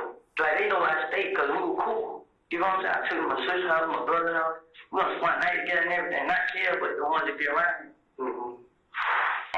And all of a sudden, like, that's what it been. Like, I don't know what it was, man. I honestly, I can't, man. Like, I'm so confused right now. So, me and Nut each other, we judge each other. He's like, what's going on with you? And they just chill, man, trying to get some money. He's like, man, they about to be a thing and go on. You know what I'm saying?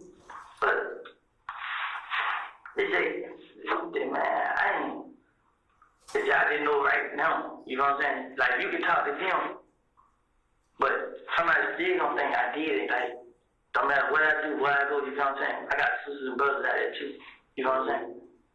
I just feel like now everybody's dangerous because they just shot my girl mama house up. So I ain't no telling what they gonna do to my brother and sister. They gonna see one of them. I didn't have nothing to do with this. Like, I never was just on nobody. You know what I'm saying? I would never stun them, but I still be asking, like, wait, what y'all got to be me, man? Don't have no money here? I just pop like that, you know what I'm saying? I thought we pop money. That's how I talk about money. But now, this man go show girl mom house, bro. Like, that ain't gonna call for, bro. Like, I'm so worried right now because I talk on the phone, she crying, and then I don't know how she gonna put on me. But, like, my father, when I talked to her, she didn't say that. But I just told her, like, I didn't do it. Like, I don't know what to do. Like, I didn't do it. Like, I'm lost. Like, right now, man, I really am, man. I'm scared. I'm lost. I always wondering, but I can't even think, man. Like, I don't know what to do, man. I don't, man. Because my name come back and everything, I'll be the same way. But now somebody's dead, and I just know, I know how it feels to lose one, you know what I'm saying? I lost my closest friend, you know what I'm saying? And now, these niggas, they showing up people's mama houses and stuff like that, bro. Like, and it ain't even dead, it's a game. It's the whole clip, you know what I'm saying? They deep, you know what I'm saying? That's the only thing that puts fear in my heart, because now I gotta watch out for everywhere I go.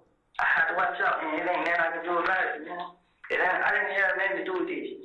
I didn't kill him. I didn't have him killed. I ain't never tried to fight him. I ain't never tried to rob him. I ain't never done nothing to nothing. Me and Kelly, we don't see each other plenty of times in the street. I ain't never did that to each other. It's been plenty of times. Ain't never in life, man, like never. I'm so frustrated, man. I call my brother, man. Then the advice he gave me, it ain't no good. What advice your brother gave you that you think is no good? I told her, I don't want to call her, but call the police and come to the house. You know what I'm saying? Mm-hmm. So, I can tell y'all, but it ain't gonna be nothing y'all to do, you know what I'm saying? Cause from what people say, retarded. Carol supposed to be retarded, something like that, you know what I'm saying? But I ain't scared of him. You know what I'm saying? It's more to life, bro. It's like, no matter what I do, everybody always blame me for stuff. So I know there's a lot of people against me, you know what I'm saying? But I'm frustrated, man. I can't. Like, I can't out here. I want the income. You know what I'm saying? I didn't know. People like, man, they'll lock you up. They can't lock me up. I didn't do it. Yeah. You know what I'm saying? They don't tell them. They're like, man, but they keep telling me to wait. And this, I don't want to wait. I don't want none of this shit. I don't go out now, get out of the way. Then when I do, then wait. Just do what somebody tell me. When I go down there and tell y'all, and y'all realize I ain't got anything, who gonna stop me? That's the only thing I'm afraid of now. Who gonna stop me? I'm scared, man. Like, it might seem crazy, but Do you know, did you hear anything on the street about who may be beefing with Nut? I didn't know Kev been running around shooting up places. You know what I'm saying? Mm-hmm. But he, like, me and ever got to it, he never did that. Mm-hmm. He done came and set up the Gavin house. Mm-hmm. But this ain't the first time he did. This is the first time he did. He shot everybody up there. You know what I'm saying? But then nobody knew it was him. Mm-hmm. And then he got to it with his girl. She came back and said it was him. Mm-hmm. You know what I'm saying? Mm-hmm. That's why Philip like paid for my window. Right. You know what I'm saying? Because he shot the window. Mm-hmm. So he was like, you want to pay for it. You know what I'm saying? So, gotcha. Nothing ain't had nothing to do with this. You know what I'm saying? So, it probably, what happened, the nut probably ain't got nothing to do with this. Was Nut in the game? The nut was their big dog. But their big dog is, like, Nut ain't their big dog. He a big dog, but he not that over the whole game. You know what I'm saying? So, Nut just care, but he cool with everybody. Nut cool with everybody. You know what I'm saying? Mm-hmm. Well, I say a lot of people, but Kel was the problem. You know what I'm saying? He always have been. Like, me and Nut have talked about Kel. That's right, man. That's 11 hair there. Like, I ain't studying, man. I don't pay no attention. I go in the club. Like, you kind of push on Derek, and you talk to him, and he'll tell you, and he give you video. If you look at video of me in the club, I don't even pay him no attention. Like, you look at him, you're doing like this. You know what I'm saying? You see me throwing money, I'll flash money. They throw up money. That's how they keep saying. You know what I'm saying? That's all it is, man. Like, I don't know, man. I don't know what to say. You know what I'm saying? What can I do? When I leave the other day, what can I do? Because I have a lot of sisters and brothers. My mom has 10 kids. Half of them got their own houses. You know what I'm saying? They live around the area? Yes. I got a sister on Boulevard, sister in Oak City, my grandma stay in Oak City, my girl stay in Courtroom, my brother stay in Courtroom, my other brother stay in County. You know, I got that. But they understand. My sister, I'm afraid they might know she stay on Boulevard. And my big sister, I know they know she stay in Oak City. Yeah.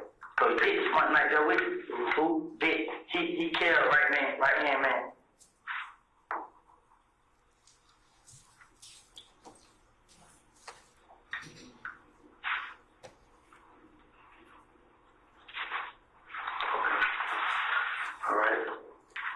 Just to conclude the interview with Mr. Kenneth Copeland, ending time is 03:48 hours, would be 3:48 a.m. Talk to your brother real quick and that's okay. Okay, what is I'm talk to you out here, okay? what's my man? Like this what I'm not getting, like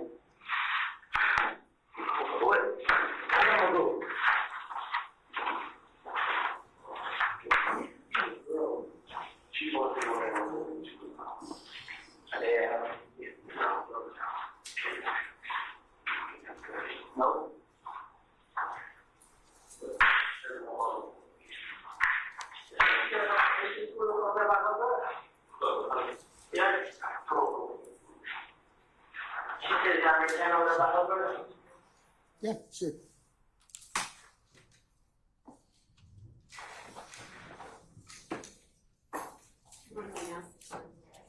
Yeah, we paused it, Your Honor, at 3:48:08.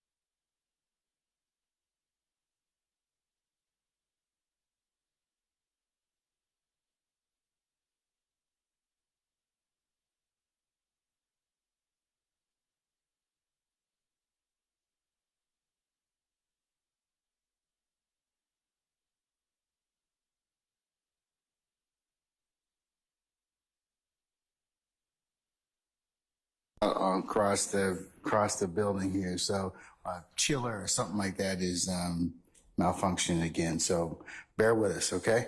All right. It's working some. They tell me like 70%, but this doesn't feel like 70%, does it? Nah. Okay, all right, ladies and gentlemen, let's take 10 minutes or thereabouts. We'll see where the day leads us at that point in time, okay? All right, we're in recess. All rise.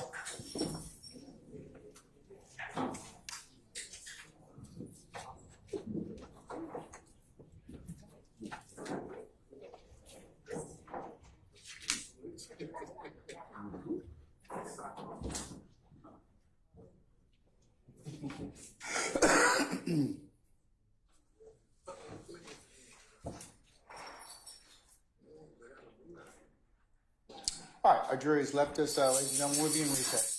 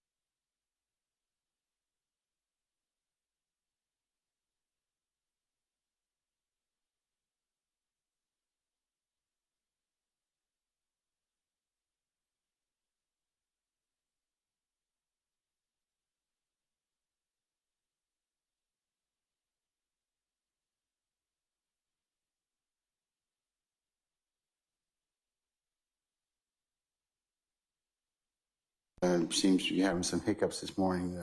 We have an outage across, in addition to the heat, we have our internet has gone out. So they're working on it right now. So what I'm going to do is just recess us until about 1:15, have lunch, and then we'll come back, see where the afternoon leads us. All right? Okay. All right. Sergeant, summon our jurors, please.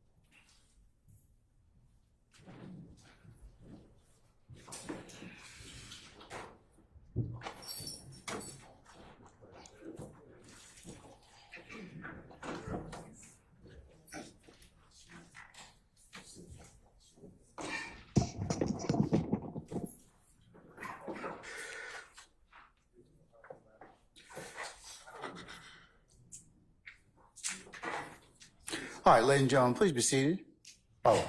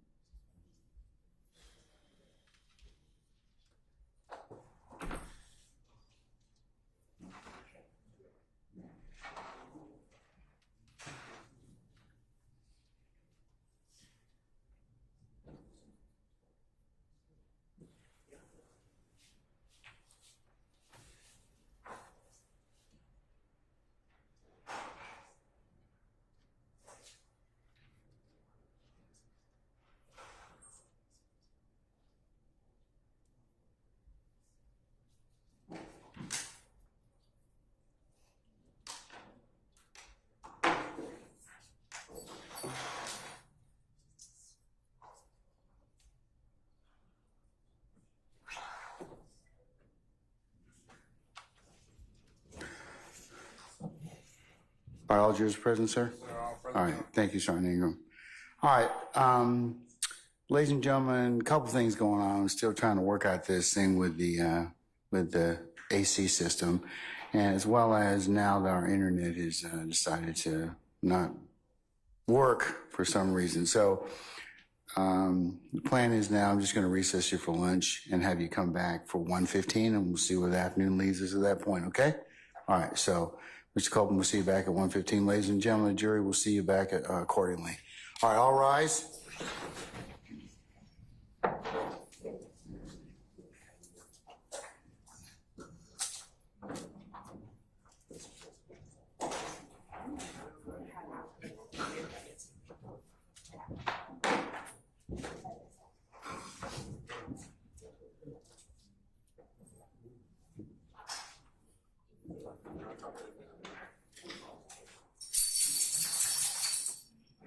All right, ladies and gentlemen, please be seated. Our jury has left us. We'll see you at 1:15, okay? All right, we're in recess.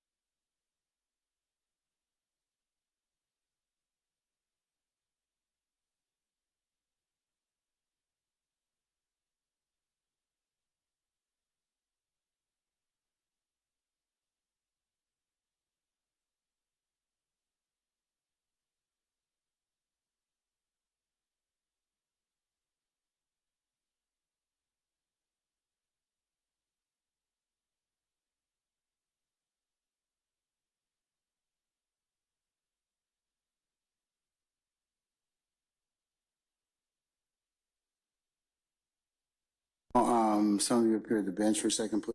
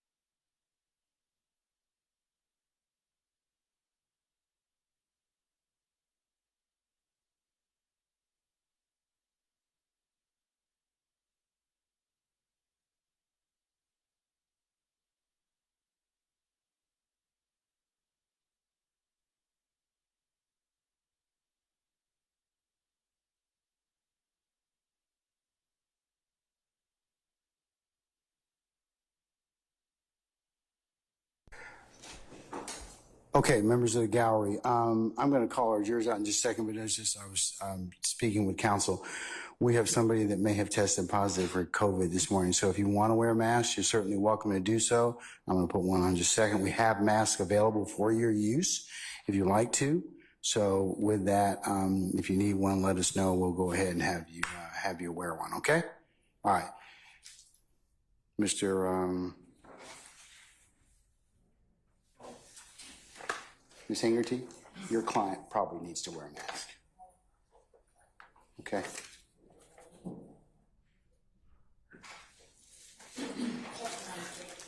Say again? Checking on the state of affairs. Yes, ma'am. Thank you. I came down, as you know. Yeah. Yes, ma'am.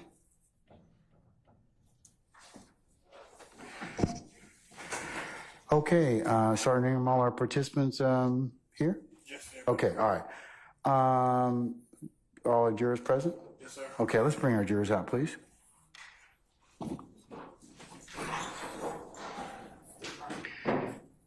Miss Westmoreland, do you need a mask, madam? Okay.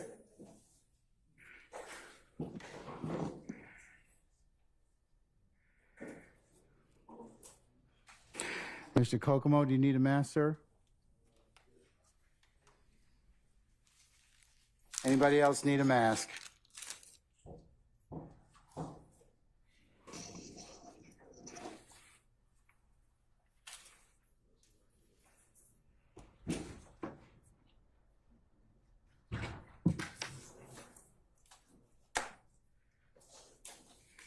Mr. Matthews Jr., you have one? Okay, Ms. Hingerty has one? All right.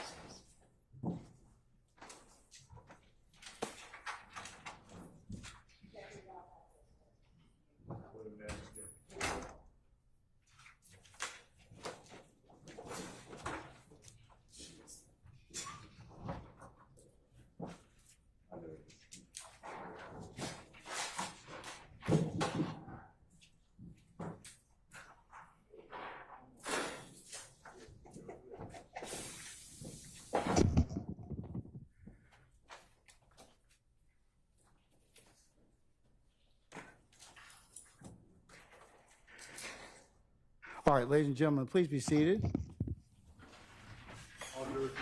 All right, thank you, Sergeant Ingram. Ladies and gentlemen of the jury, I've told everybody already, and I think you all must have gotten the memo already. Somebody in here may have tested positive for COVID exposure, so in the abundance of caution, we have issued masks to everybody. I would encourage you to wear them for the rest of the afternoon. I'm going to have the courtroom deep clean this evening, and your space in there as well, and we'll just drive on, okay? All right. Ms. Hilton? All right.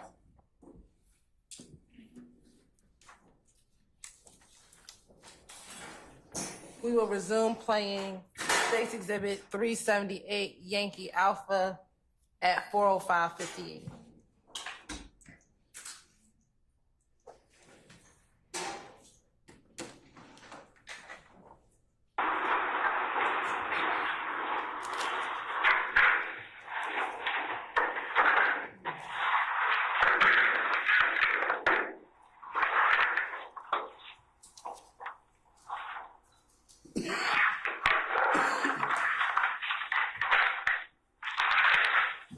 Picking up the same interview with Mr. Kenneth Copeland. We'll give information in reference to the homicide investigation of Mr. Donovan Thomas. We have it at 330 McDaniel Street, Southwest. Atlanta Police case number is 150102106. Today's date is still January 10th, 2015. Time is approximately 4:00 a.m., which would be 0400 hours.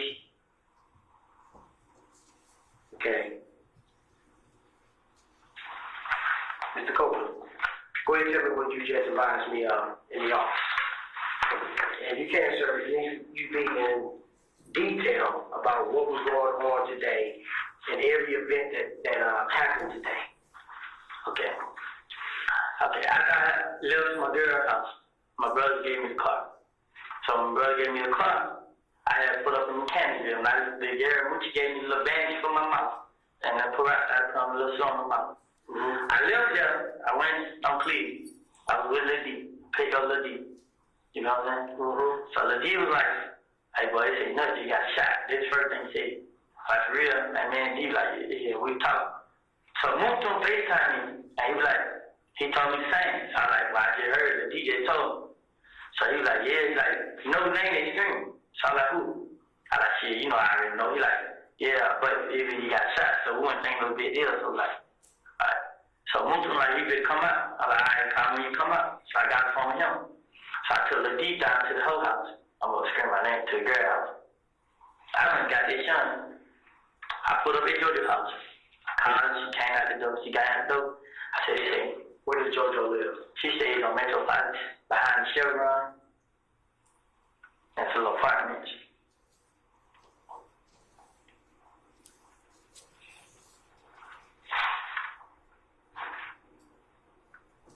Okay, go ahead. So, when I looked at they shot up the Georgia house, I told Judge they shot like, they say Nut got shot. And she was like, "For real, the one, him and her dad know each other." She went, "Yeah." I said, "They said I did." Like, everybody on Twitter like, "RP Nut." So I'm telling her like, "Damn, man." Like, so she like, "What we gonna do?" I said, "Man, I'm gonna go out and talk to the police." She like, "Okay, this man they shot something about." But I had me and her rolled out. She said she wanted to have me. She ordered the food. She asked for. So we were going to my brother's house because I was going to talk to my brother about what happened. I seen him 10 minutes. And then when I get to my brother's house, I'm turning left into the apartment. Where do your brother live? Come home. I'm Maury Avenue. I'm turning left from Pine Road to the inside the apartment where he stayed. I see this Camaro flying behind. But when I turn left, the Camaro like they go straight. And then I go, instead of going in front of the door, I went around to the gate. So as I go around to the gate, I had the wrong gate card. So the gate card was to this shot apartment. So as I was kicking, it went go, so I had back to go park around in the front. Because I was going to tell my brother to call the police. So As I backed back, I see the same Camaro fly up to the stop sign, but it was going so fast that it missed it. And they turned left behind. Like, when they turned left, I was in front of them. So I went to the stop sign, I made the left. When I made the left, I went to the next stop sign. I went to the next stop sign. There's two more cars flying in front of me. But they made the left coming down the front road and to the front of me. And I was already in front, so now we faced up. I turned left again to go back in front of my brother door behind the church. So when I turned left, I looked back in the mirror. I told his son, like, them right there, duck your seat. So when as she let her seat that I was leaving them, they pulled to the stop sign. And they stopped right there, they looked at us. And then they went straight. I got in front of my brother door, I ran the stop sign, I went right. I went to the stop sign, I went left. I took out, went towards the precinct. I went through the little western name and got me expressway. Precinct where? Like on Lakewood, FBA. Okay. I went that way. I got on the expressway. I got on from City Road. I was going to my grandma's house because I knew they didn't want to know that's my grandma's state. But before I got there, I had dropped the insurance off at Judge's house. And I got just dropped the insurance off. We took the car to Greenbrier in front of the police precinct and left the car there so they wouldn't shoot nobody in the car and then like that. So we parked the car in front of the precinct and then we rolled out. That's when I had Montun come meet me. Montun can't meet me then and they son them got to call me. So when they got to call me, we had went right there, we went to the where we go? We went right there to the McDonald's on Metropolitan, it's not right there by the little BP. So we went right there. And we went right there.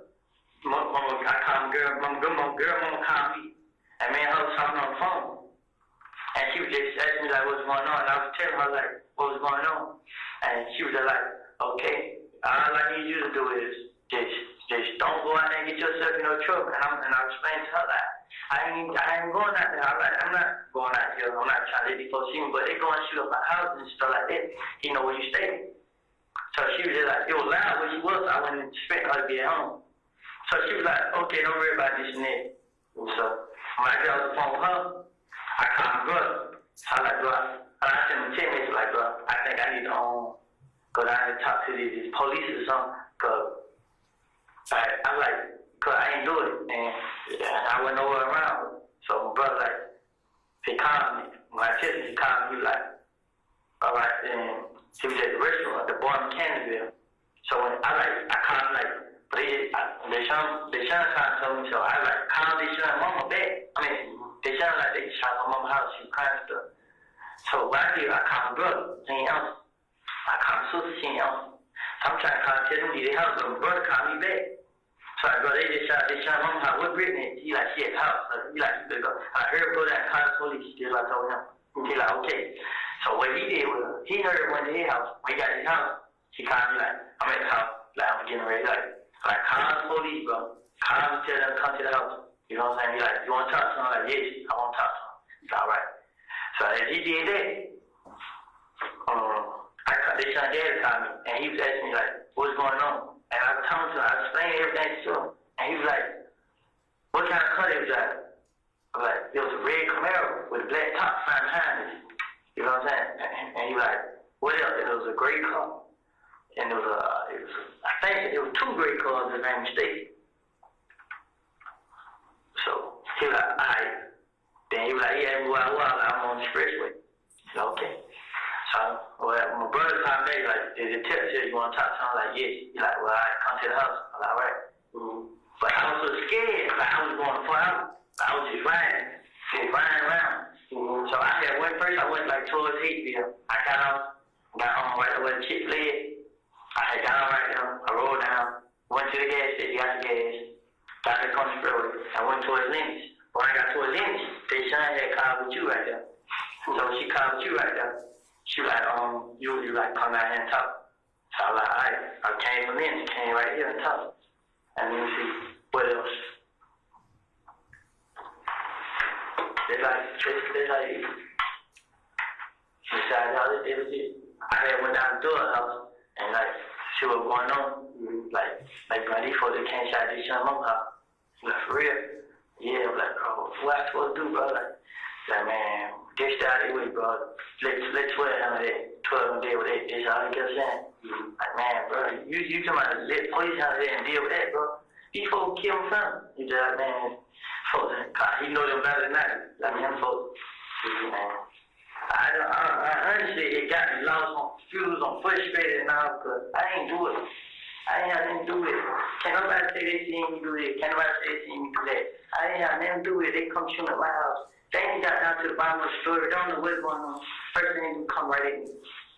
First thing they did, like, my name come up and everything, but some people will try to hear it out. Some people won't. You know what I'm saying? Mm-hmm. But see, I know it is care.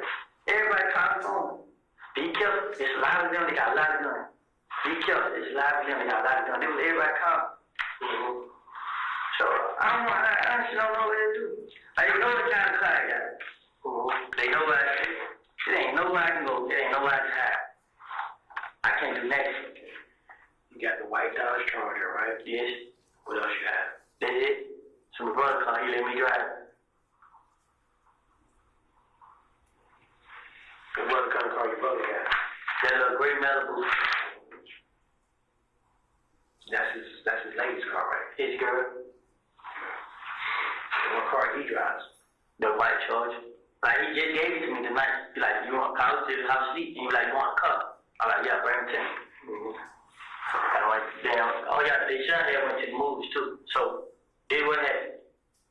I gave this young car when she went to the movies. So it was 11 o'clock. I know the time it was 11 o'clock.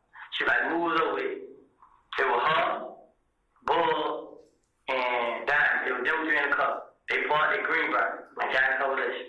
And you caught up with her at 11, not 9 o'clock? No, I caught them by 11. So they had went to the movies. I gave her the car. Okay. So they were they're about 9 o'clock. They just got behind us. Mm-hmm. And then they son that got the car went to the movies. Mm-hmm. When she got back from the movies, I told her, like, she talked to her dad, she go meet her dad at Blue Flame. Mm-hmm. And I was like, why are you riding around my car? You know they know what kind of car I got. And she like, well, she plugged it. So I was just like, plug it anywhere and get out of it and get in close to my ear. Forget it, car. You know what I'm saying? Just you need to just calm out first. And she like, what? So when I called back, she answered. I kept calling. And then she finally answered. And then she was like, she on the road just past Cascade at it. Mm-hmm. So I'm like, well, get up at Net S. She like, Net S with Greenbrier. I'm like, get up right there. I'll come meet you right there. Mm-hmm. So she got up right there. I met her. I can't meet her right there. You know, you met her with who? It was Bull and Diamond. Bull named Tanisha. Who you riding with? I ran with him and his girl and his baby. Mm-hmm. There was them three in the car and me and them three was in their car. And they got in the car, all of them got in the car. Okay. Cause one of them trying to find somewhere to take his girl and baby. I think they know they stay too. Mm-hmm. So, but he said, I called one of his name Big Killer though. He said Big Killer called and told him, but they saying me and him did. Mm-hmm. So that's what he came and told me, but I got with him like, but we need to go out here because they can stand there, they can tell we lying to tell the truth, bro. And he just like, shit, man, I go when they come, but you can call him now, he'll come. I'll call. Okay. All right, bro. All right, that's it? Yeah, that's all. Okay. If I have anything, you'll see him, I come right back down to the club. Okay. I ain't got no problem with nothing. I ain't do this and none of that. It is now 04:18 hours. It be 4:18 a.m. to conclude another statement from Mr. Kenneth Copeland dealing with a homicide investigation. Mr. Donovan Thomas. Letter please case number is 150102106.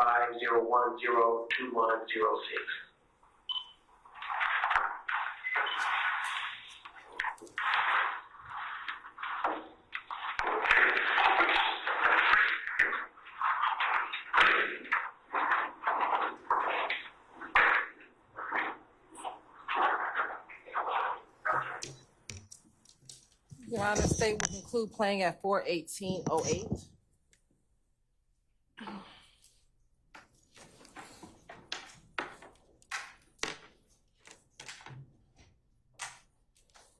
You don't want to speak on that one? Your Honor, next we will tender State's Exhibit 378, Yankee Charlie.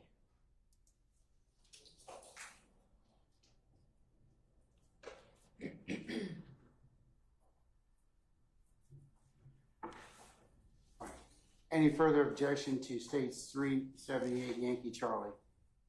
Which date is this? Is it February 20th? Yes. It's a fair- Same objection. All right. It's admitted over objection and may be published as you see fit. Thank you, Your Honor. Court's indulgence.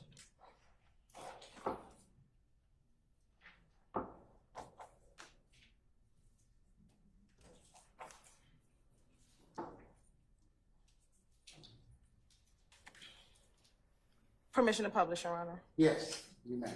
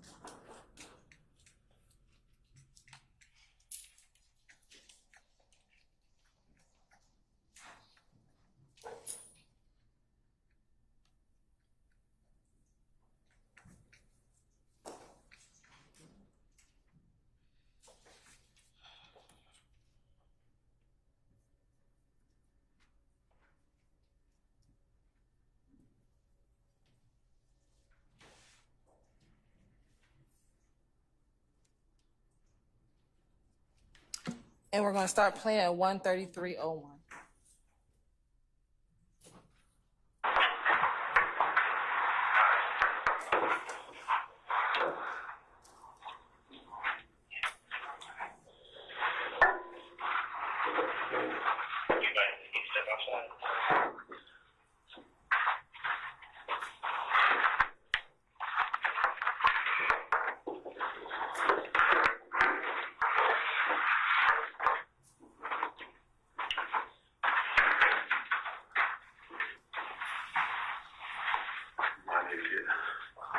Need to get a statement for you to sign real quick. And once I get that, Yep. You ready to go, babe? You tired? I gotta get.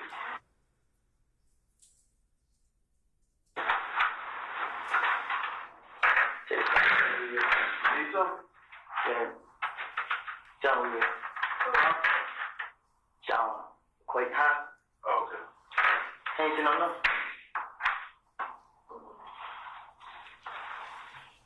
Didn't you say you're gonna come get it?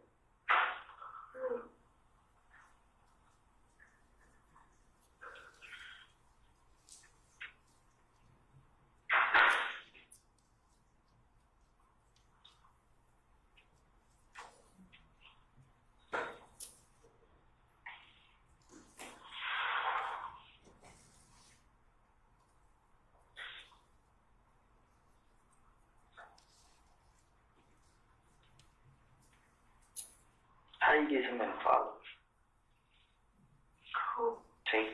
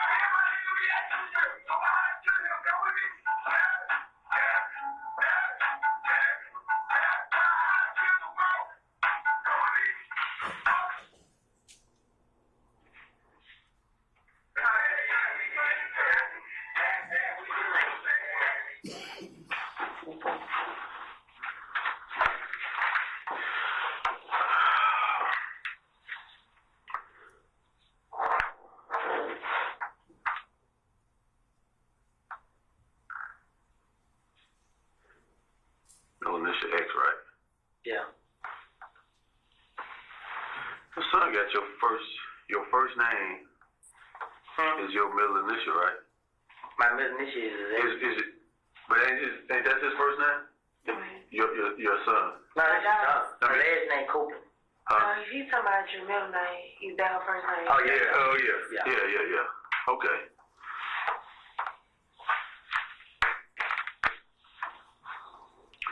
DAISHAWN, Quarterman. Mm-hmm.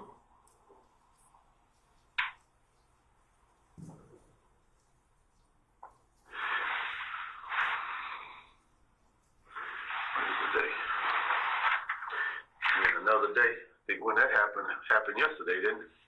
Yeah. No, it was the 20th. February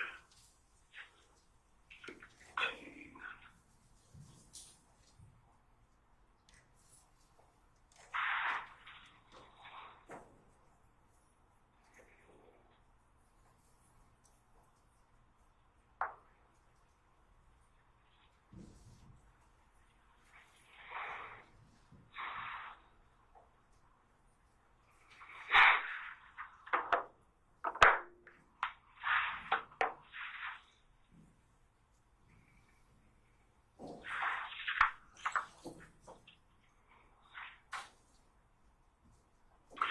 Okay, I'm gonna read you this statement. Both of you. Neither one of you in custody, but I just have to read it so you know your rights. That you're the right to remain silent, and you do not have to make any statement at all. That any statement that you make may be used against you in a court of law. That I have the right to counsel with an attorney before making any statement, and have the said attorney present with me while I'm making a statement. That if I do not have enough money to employ an attorney, I have the right to have one appointed by the courts to represent me, to counsel with him before making any statement, and to have him present with me while I am making a statement. That if I request an attorney, no questions will be asked for me until an attorney is present to represent me. Based on this statement, both of y'all statements, are y'all willing and freely to get a statement? Okay,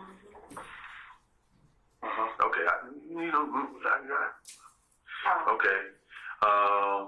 And that I have read, and that you have not been threatened or promised to have been made to induce me to sign this waiver. So ain't nobody threatening you to sign this waiver, anything like that. You don't feel like I'm Investigator Curry, Investigator OK Curry.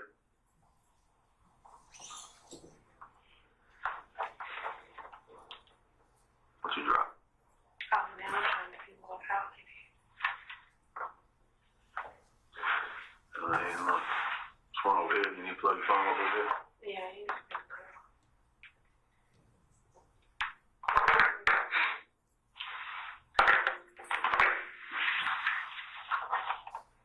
They don't be blowing up, is it?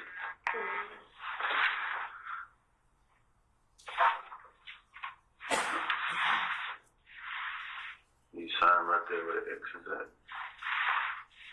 I'm gonna sign first.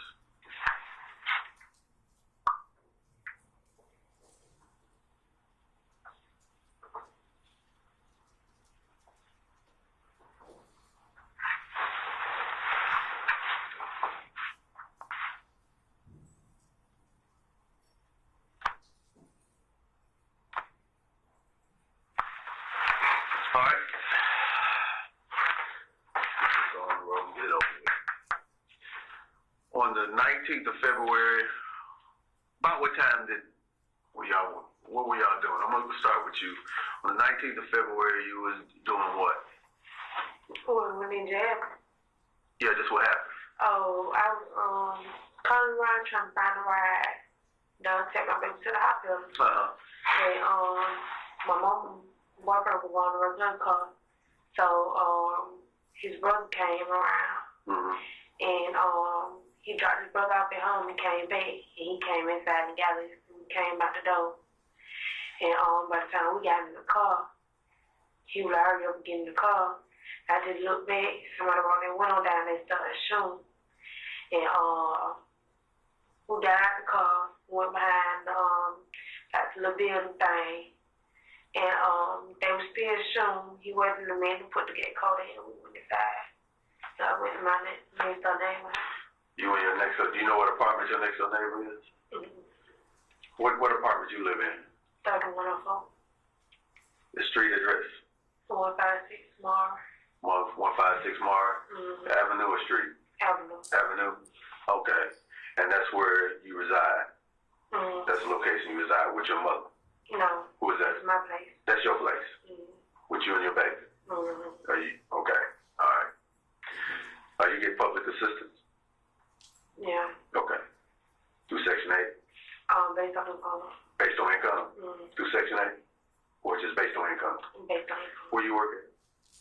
Nowhere right now. Okay, but you was working? Yeah. Where were you working at? Turnerfield. Turnerfield? Mm-hmm. Oh yeah, that's a seasonal job. Mm-hmm. Okay.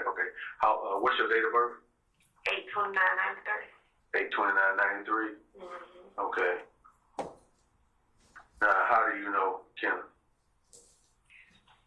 My baby dad. Okay, I'm asking you a question. So you know Ken Copeland because he's your baby dad? Yeah, I've been knowing him. For how long? We've been together 4 years. 4 years? Mm-hmm. Okay. So you know him, he your baby dad, y'all been together, and y'all have? What we have? Yeah, A baby. a baby. Mm-hmm. And what's your baby's name? Azaria Copeland. What, Azaria Copeland? Mm-hmm. How old is Azaria? She 8 months. She 8 months. She 8 months. Mm-hmm. What is her date of birth? June 16, 2014. 2014. Mm-hmm. So when the shooting took place, was your baby there during the shooting? Mm-hmm. He had put her in the car. Okay.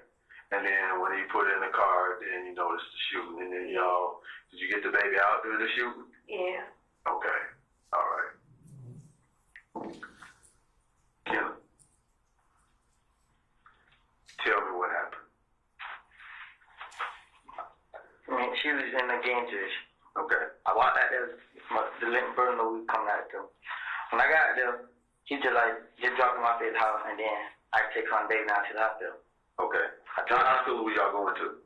Scottish Rite. Scottish Rite? Mm-hmm. Okay. And by Lennox? Yeah. Okay. So I just went to drop my brother off at the house, and I can't bet. Where your brother live at? He stayed up the street. He stayed on, I think it's Maury too. Mm-hmm. He stay on Maury too? Yeah. So you stay in the same, so do you stay with your brother? Yeah. Okay. Now that's where you stay at based on your probation? Yeah. Okay. No, I stay there. Like, there's my clothes and those like. Oh, is this where you stay? You and him stay together? Yeah. Okay. Well, I just come out of her house with me and him, like, not me and him, but me and her ain't getting to it. I go back home. But I just come chill with her, and I go back home. Okay. But I dropped him out. I came back down there. What time do you come down there? What time do you go down there? What time I came out? Yeah. I been down there all day, and then I had left about 8, went to the house chilling. And then she was like, she nagging all the time. The baby ain't nothing wrong with the baby, but the baby kept crying. So my brother gave us a call to take the baby to the hospital. Okay. But when I was coming out the door with the baby in my arm, I was always looking around. Cause ever since I always just, when I come out, I had a bad dream about a long time ago, before we stayed. Okay. But when I always come out, I always just look around. And when I ride, I look back. If I see the cut, stop sign. So I was watching the cut as I take the baby to the cup. I'm telling her, like, hurry up. So I put the baby in the cup. But I was still looking at her. So I heard put her in the cup, and I'm like, hurry up, get in. So when I told her to get in, the cut turned out with. So I walked around to the driver door. When I walked around to the driver door, I opened the door. I was out to get in. But I'm watching the cut. I'm staring it down real hard. And then I seen the one. I don't know if it was going down or they just cracked it. It was halfway up, halfway down. Okay. I just seen him stick the hand out. I just seen him just start shooting. I ducked. I ran around, grabbed the baby out the cup. I was thinking they were gonna shoot the cup. Okay. I grabbed the baby out the cup and told her, come on. When I grabbed him out the cup, I pulled my gun and I just shot back. When I shot back, they stopped shooting. I stopped shooting. Okay. Come on, we ran back in the house. But as we ran back to the door, we had to put the code in. They started shooting again. I shot again. I shot 2 times. Then when I shot 2 times, I just see no red. Boom. So when they red, I really panicked. So I heard put it in. I looked back at him, because he aimed it tight. We hit all out. I see him turn around and run from him. When I see him turn around and run, I heard put the pin in, open the door for her. She ran in. She went to her door. When she went to her door, it went open. Okay. Then she got keys and cups. Then she just started thinking. Pin on NATO was out there. They was out there. They ran back in. I forgot they was out there. So the next door neighbors, they was out there during the time? They got shot. They got shot out too. I just started that. Because I picked her stuff up off the ground and took it back in her truck. The lady, the girl with the dreads. For her, it was 3 of them. To my boy. They was out there too. Just to think about it. Because that's what made her knock on their door. They opened the door and let us in. I used her phone call. I was engaging from her phone. I called her phone in. I used her phone. I called my brother from her phone, but they just shot at her. I would get him called police too, because the police take so long. And then when they came out there, so I had peeped out people, but I ain't see no police walking the little door. So I opened the door and stuck my head out. I seen police out there, so I ran out to the police. So when they seen me, they put the guns on me. I put my hands up like, man, look, man, I just got shot at. We got shot at. So when they recognized who I was, they act like they about to lock me up. They standing there in the cold. And I was explaining to them what happened. And where the guys going, they wasn't standing, they just standing there. I'm telling them where they ran it. But after that happened right there, then our police was just in. Okay. So why would they be still shooting at you?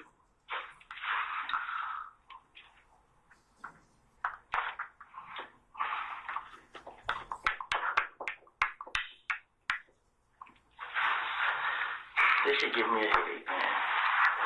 Cause guess what, man? Everybody asks me the same question, man. This bad thing about it, man, I can't say. It's a bad thing about everything going on, man. I could have got hurt. She could have got her other baby. And come back, question me, ask me what happened. I can't even say what it's about, man. I can't. Honestly, man. I didn't know they said I got 97 days to live, man. If I ain't dead 97 days, shoot up the neighborhood. That's the only thing I really can suggest go by right now. All this because of flesh and land? Nah. Me and Kelly had beef. We didn't even have a beef because it been plenty of time we seen each other in the street and talked about it. Let it go. Shook this nigga hand. He walked this way, I walked this way. We let it go. So you brought up Kale. You know about what happened to Kale, right? Yeah, I heard it. What'd you hear? I heard he got shot. You don't know who shot? Because he got a problem with so many different people. But they only got their main attention on me. Whatever happened to one of them, I did it. I'm sitting right here with you. Anything happened, I did it. It don't matter. It never failed. All I've been doing, keeping the track of where I was, where I am. So if anything happened, I can always just have my story and prove it. So you come out here and check. These folks tell you I never did it. You have my phone records, everything. Show you, man. I don't call, text, talk to nobody. None of that, man. I mean, stingy nigga, man. But my thing about it is, I'm trying to figure out right now. They done shot up what? Your sister's house? My sister, my brother, her mama, my other partner, man, about 5, 6 people's house. So they shot up 5, 6 people's houses looking for you. And if they can't get you, they trying to get them. No, I don't know what's going on, cause truth been told, man, I've been in the streets. I be taking pictures of where I be at. They didn't show up. There's only one time they showed up at one place I took a picture at. You feel me? They showed up when I left. Some guy had told me, like, well, a white truck, whatever color, a gold Tahoe truck pulled up, like 6-some niggas in there. Like for real, bro. I just act like it wasn't that, cause I don't be wanting everybody thinking folk coming at me or this and that. But out of all the pictures I took, they showed up one time. I don't be high. I ride my 4-wheeler. I have a 4-wheeler. Every Sunday, I get with all the other guys that got one. I ride to the city. Wherever they go, I ride with them. So you've been riding with them lately? Yeah, you want to see videos? I got videos on Instagram. I've been riding everywhere. I'm gonna be. But I'm just saying, why they ain't taking you out with the rest of them? Guess what? Man, listen, I just put up a video today.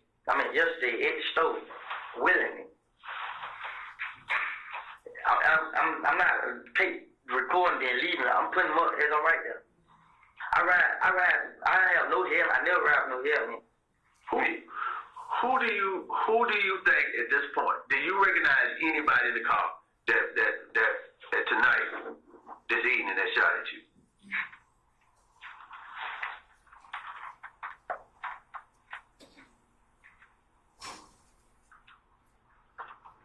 Do you recognize anybody? I couldn't even see that face.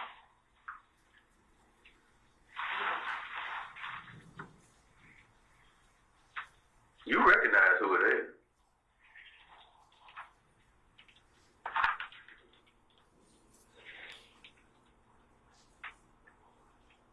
I'm just waiting on you to be real with me about it. They won't stop me. So you saying the loyalty, not knowing who is out here shooting at your baby mama and your baby ain't gonna stop it? Because you can't sit here and tell me today who you recognize as the person who was shooting at you. If this stuff was loyalty, if they had, all the rules of the gangsters or being a gang member, all this other stuff, you don't truly mess with family. You mess with everything else around. You don't come to the house.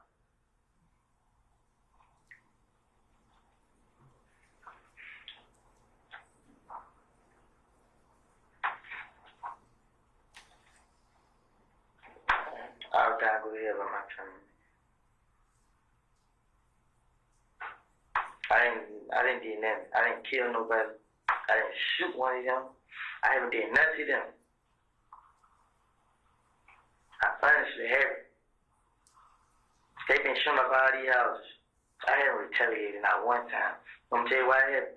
Because I feel like police out to get me. They can call me. Guess what? They can call me. I put all my pride to the side and put a lot of faith in her to handle this. And guess what? Still going on. You know why it's still going on? Because we only getting half of it.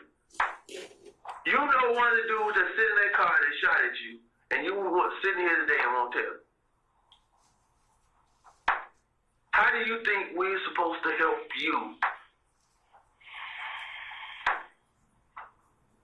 in all this stuff that's going on? It's the whole gang got them. They might stop. And so I don't even understand it.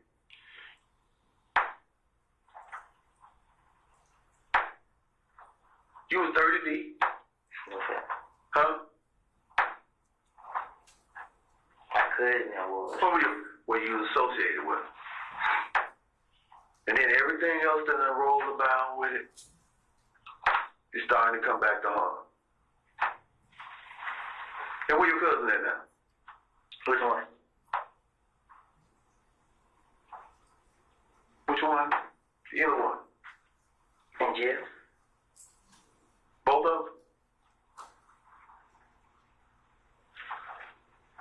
And you out here on the streets trying to survive.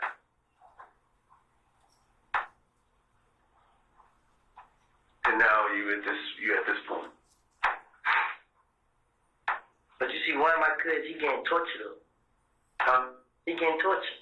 What you mean he getting tortured?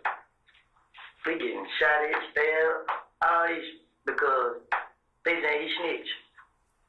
I'm already going to enough by something I didn't do. And I know if I was to tell you what's going on, which is I know they're going to be on records and all this here, and we got to get a lot of them, get his skirt back. First thing you're going to do, send 2 places, to street and to prison. And float it all around, sit up now, and all around prisons. With my name over there.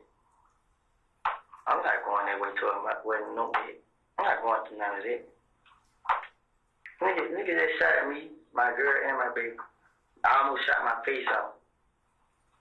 As we were running, I'm not for sure, but I thought I heard one of the bullets hit that car seat, grazed the car seat. I don't know. Did you, when you got the car seat in there, did you see any bullets in it?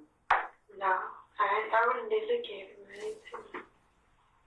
I went through all this, man.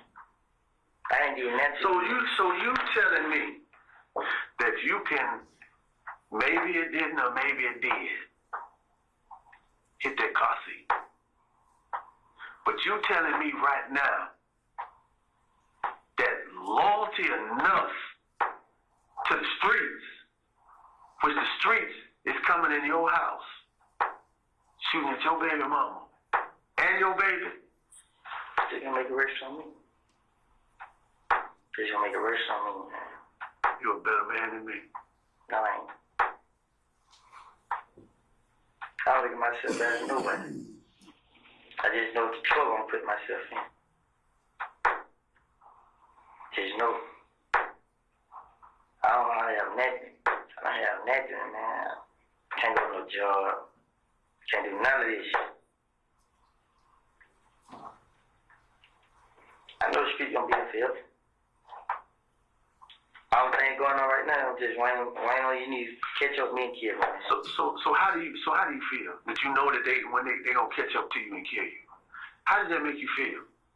Just take care of my family right now while I can. Just what I've been doing. I can't run from it. It's a game. It's a whole gang after me.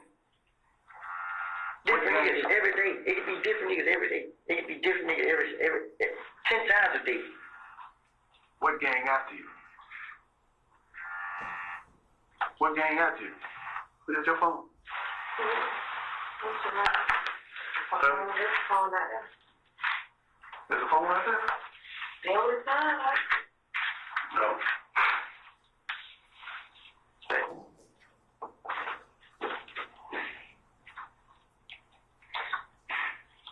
I've never let anybody hurt my family. So what gang is after you? Blood gang. That's a big, broad gang. I'm not scared no more. Not. First I was afraid. So you're not, at this point, you're not scared to die? It's gonna happen regardless. There's nowhere I can run to. It's nothing, man.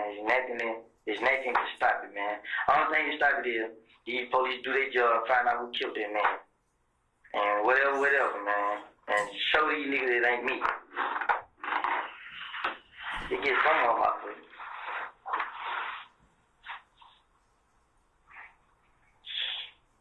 Shit crazy, man. My head hurt, man. I've been stressed way before this shit happened, man. All thing about it, man, they slowed down on the show. I thought they started finding out what's going on. And just pick right back up. For somebody you know, that you won't sit here and tell me who it is. But it's okay. It's okay. It's not that, man. It's just the consequence behind, man.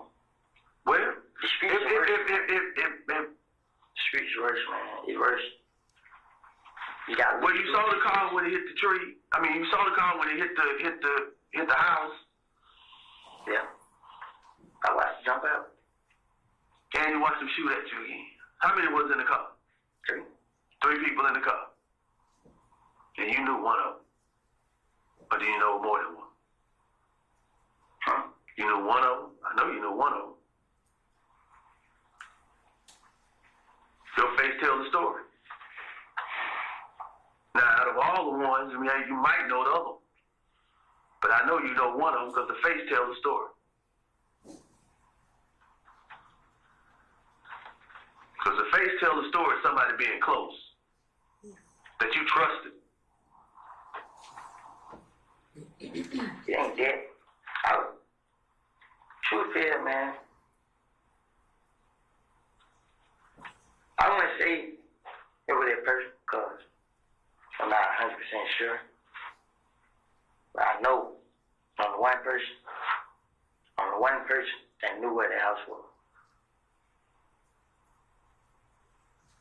I don't want to get the wrong person locked up.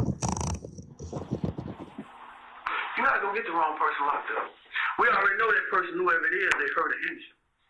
So regardless of the situation, it's going to come to rap. I just want you to be able to sleep at night. Now, all the other stuff that we got going on, and you're probably not going to sleep because of the situation that's going on. Did they check to see that somebody coming to the office? No, they checking. We'll wait eventually. Some of the stuff that we saw out there, we know that they know. One way or another. Because you shot back. Let me tell you what stressing me out, man. What stress you out? A lot, man. A lot of stuff stressing me out, man. And the main thing that's stressing me out, man, I have no help.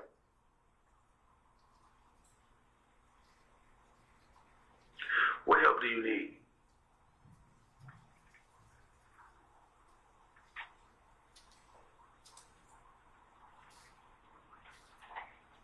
You know, I ain't talk obligation, right? Mm-hmm. Somehow word hit the street. Now, I told Gaten a lot of stuff, but it didn't get out. But just this time, they hit the streets. Now people looking at me sideways.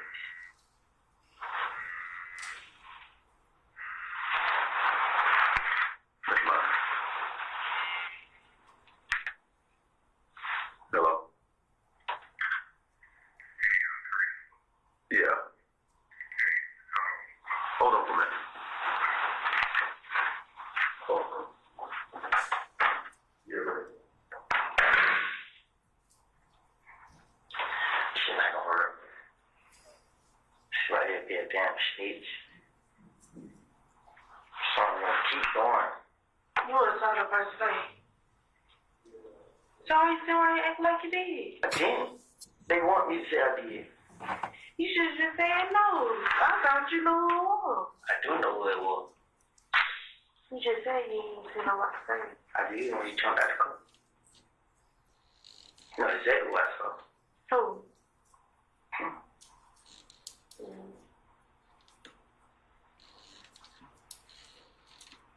This shit got me busy, man. My blood pressure up. I want to make a be walking somewhere right there. Or something. Still in police right there. Man, be walking They could have ran up the club. Could have ran up the club, but had somebody come get them.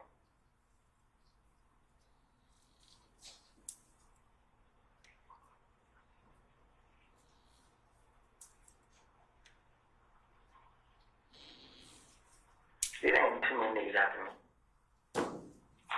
It's everybody behind kill. It's that cool. It's taking them. He in jail, I seen So, your sister. thank you. That's not my sister.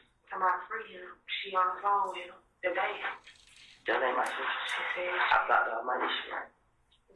she said She- on the phone with Shell. They said Taylor, MEC Taylor, for killing and shooting. Then she go telling everybody outside her house. But the whole time, she got killed them out there and Taylor, they know Taylor put them up and kill them wait on Taylor pull up. When Taylor pull up, nigga hide, jump out the bush and shoot on Taylor up. Then tell everybody I did it. Tell them my damn sister.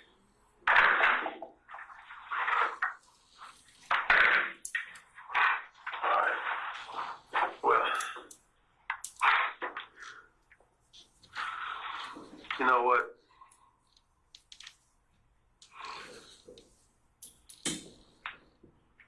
some things we gotta deal with on the other end too. Now, you know, you convicted fella. You shooting a weapon.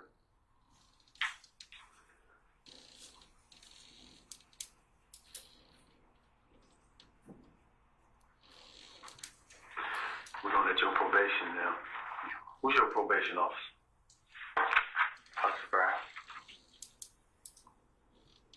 You gonna call Officer Brown in the morning? Yeah.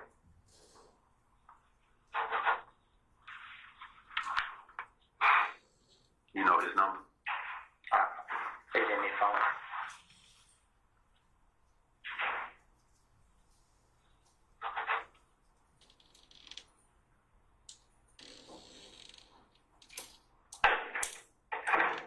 I didn't know the phone. It was in the car. Okay, so Officer Brown's your probation officer? Yeah. You need to tell Officer Brown you need to call Investigator Gator.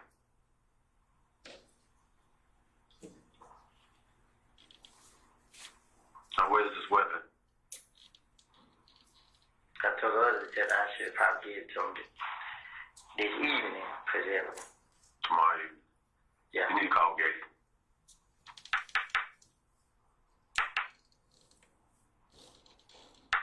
When you call him, he gave you a number?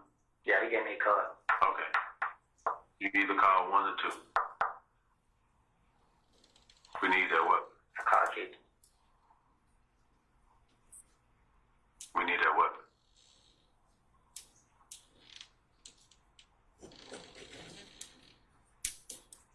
You need to tell your probation officers the whole situation that happened. I will.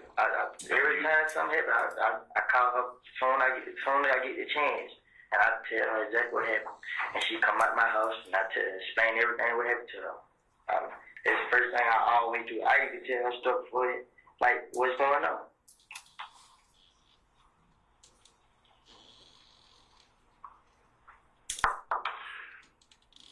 You need to keep in touch with Gator. You need to lay low. Very low. No more of this riding motorcycles out there doing all this other stuff, hanging with the homies. Because I know somebody close to you. And it's somebody hurt, especially the way their car is. So regardless if you tell me now, I'll find out later. We'll find out later. Then we find out later. You still got to say who that person was.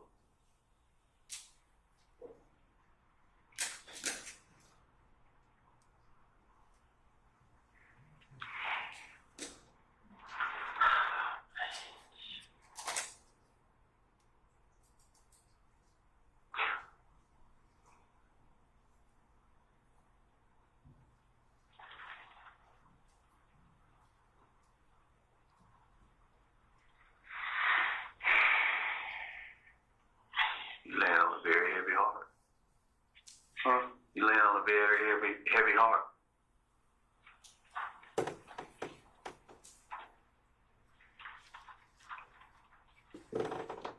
Deshaun. So you don't know who the person is? By the time I looked up, they rolling down their window. They know me. They started shooting.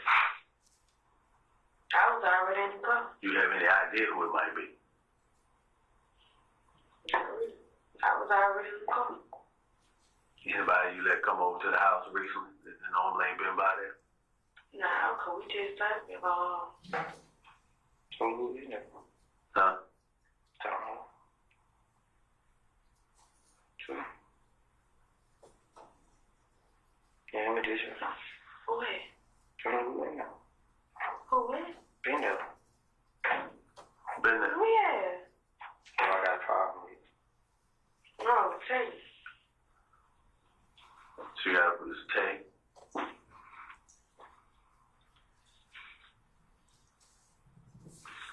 So Tay has been the only one that's been over in that area that you. Who them? They don't like. They're the only person. Say it again, I can't hear. They're the only person who's been there that they have a problem with him. So Tay is the only one that's been there have a problem with him. And no knows that you live there. Yeah. Now, all the people that we saw coming in and out of there, who were those? Those guys? My brothers. Your brothers is brothers? Real brothers. How many brothers you got? Nah, her brothers. How many brothers you got? I got 4. You got 4 brothers, 2 of them in jail. No, none of my brothers in jail. Them your cousins? Yeah, my cousins. Them your cousins that's in jail. Yeah. So 4 of your brothers, I met one of them. That's the one who car got shot up. Yeah. And the other 2 right there too. Montrez? Yeah. Brock? Yeah. That's my oldest brother. That's your oldest brother? Yeah. Now that's his car. This is Charger that got shot up. Yeah. And your other brother, what's your other brother's name? Rodney Brock. Rodney Brock. And what's the other one? No, I'm tripping. Rodney. Ricardo. Rodriguez Brock. Rodriguez Copeland. I don't even know about his name. Yeah.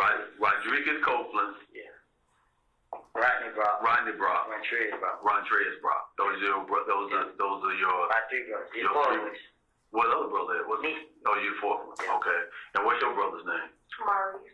Maurice what? David. Maurice Davis. And you got another one? What's his name? David. David Quarterman. Quarterman.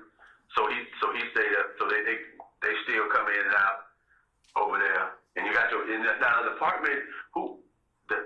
Did your mom stay in there with you? Keep the baby, or she stay somewhere? I stay by myself. My mom stays somewhere else. I stay by myself. Okay. Was your mom there? No. Who got the baby? Who got the baby? My mom got her now. Saying to get there. Okay, your mom got what's your mama's name? April. April what? Quarterman. Quarterman. So she got the baby. Yeah. While you okay? Until y'all get back. Okay.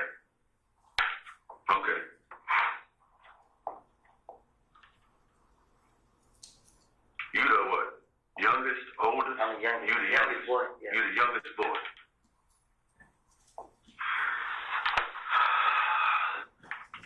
So you done got your brother car shot up. They're shooting at your girl's apartment. And right now, we only know there's a guy by the name of Tate. That's a possible person.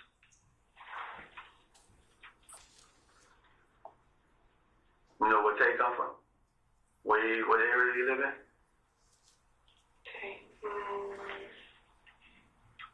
I don't even know like that. I just know from him, Woody breaking around him. I don't know like that. I just seen him in Mechanicsville a couple times. Oh, so he from Mechanicsville and Simpson? Well, Mechanicsville and Simpson, that's a... Yeah, that was before I seen Mechanicsville. I know he was right there. How old is Tate? He about your age? He older? He young. Oh, he young? He young man. How old are you? 23. So he like 18, 19, something like that? How old are you? 20. You 20? He 21. I'm 21. He 20. He around 20. So Tate that lives on that's Mount Simpson and was over on Simpson in Mechanicsville. That's 2 places We started hanging when he came to Mechanicsville. You started hanging when he came to Mechanicsville? But he said he's from Simpson. Well, That's where he's from. That's where he's from, Simpson. But you met him over there in Mechanicsville. Yeah. He went to Carl. We used to be at Carl playing basketball. Well, one thing I want to tell you, you gotta look at her. You gotta look at your baby girl. Full circle. You had a lot to think about tonight. And how many people in this wide scope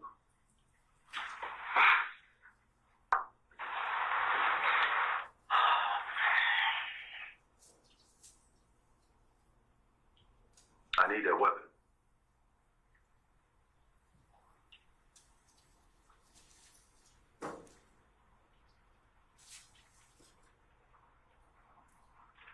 Because that's going to be crucial.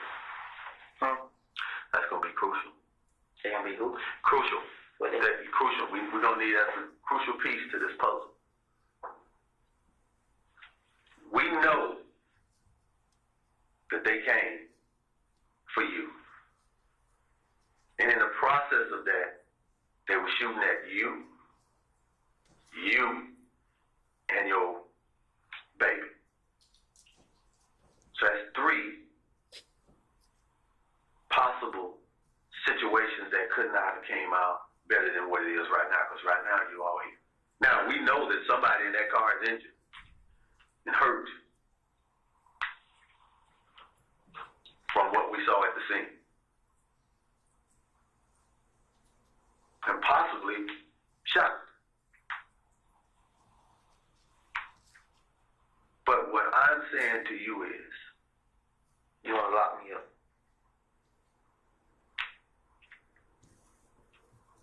Some things that I need. I don't know what might happen in the next couple of days. But right now, no. I don't have a weapon.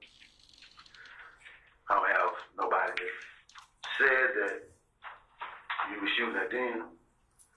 But in this situation, we know that they were shooting at you by what we found. Now you there. And the one thing that I want to say to you, that you're a better man by coming up and admitting what that it was you. You could say somebody else was shooting at you. But you was defending what's rightfully yours. Even though you're not supposed to have a weapon. But I understand the streets. I understand the streets. And I understand that when you're on the street, sometimes you got to survive. If I didn't shoot back, man, I probably would have died. But we probably would have died. If I didn't do what I did what I did. Because I know for a fact, when I ran around, the car wasn't moving no more. They stopped the car. The only way they moved when I shot that. The only way they crashed, because I shot at them. It's the only way. They were still shooting. Every time I shot, they stopped shooting. Every time I stopped shooting, I tried to get back in the house. I wasn't trying to hurt them, just trying to get us away. That's all I was trying to do. If I did hurt, I'm not mad about it. You was offended. Some fact is, they seen they had a clear view of me. They seen me walk to the car with the baby. So they knew you had your baby. They saw the baby. You seen the baby mama too. And they didn't care. They did.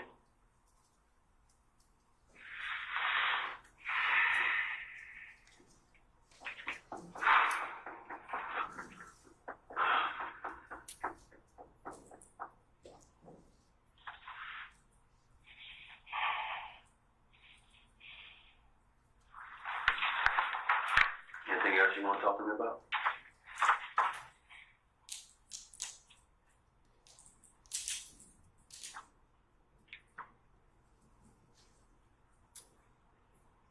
How do I survive this? How could I survive this? I can't go nowhere if I don't have any money.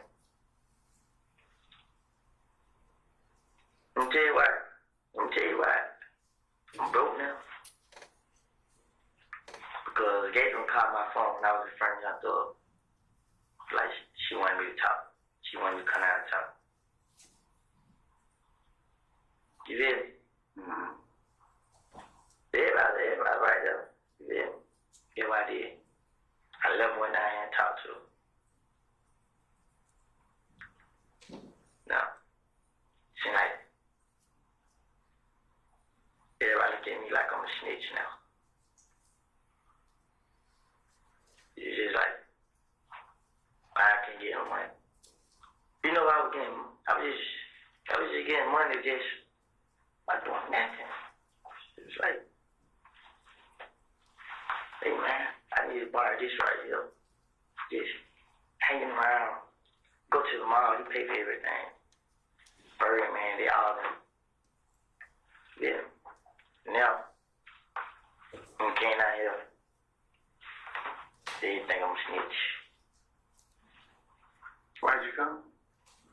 come.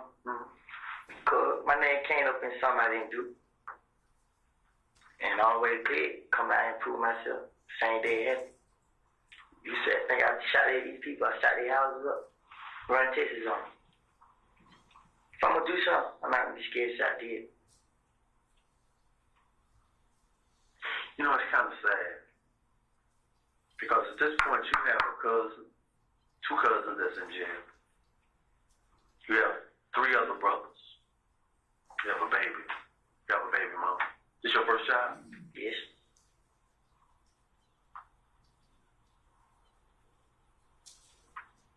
Do you think that you'll be able to see your child grow up?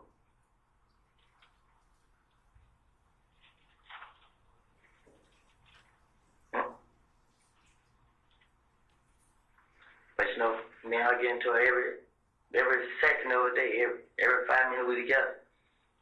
She put me out, guess what I do? I leave. And I think about what's going on. And I do whatever I do to talk and get that good with her. To be out with her and the baby. Until that time comes. Because for what I've been witnessing and been seeing lately, I've been saying God has been with me. But I don't know I got my mind like it because it ain't gonna stop. No matter what happens. If it's not gonna be me, it's gonna be somebody I love. And before I let somebody I love get hurt, I already step in front of the gun. And tonight what happened, I honestly, God tells the truth, man. I haven't been wanting no problem with nobody. It was hard to get me to stay in the house. I stay in the house a whole day until we get up. We get up, I can ride around. Get on Instagram, make funny jokes, just clear my mind. Can't think. I have a handful of problems. And I come back in the house, get ugly with her. Sleep in the living room, sleep on the floor, or whatever. But I be there to see my baby. I go to sleep, I wake up to her. But at the end of the day, man, So you... it's not, it's just, you can't run from death. And my grandma told me, the day I stopped lying, God, when I appreciate God, when one is running, he don't. So, I made in my mind, I don't run. I'm not run for you. I don't run for nobody. Not gonna hide, none of that. Everybody keep telling me hide, lay low. We're with money. How the hell I'm gonna do that? It ain't like I'm looking for trouble. I will if I could. But before I go over here and leave them over there, I'd rather be there with them. If the baby wasn't crying, who knows? They probably would have came in there and shot the house up while we was in the living room. That's what's going through my mind right now. The baby did all their crime until we went out the door. We went out the door. They started showing. She haven't cried no more. You know what it is. I've been through a lot of stuff. Did a lot of things don't happen to me. Guess what? When I think about it, I think about God being there for me. And right now,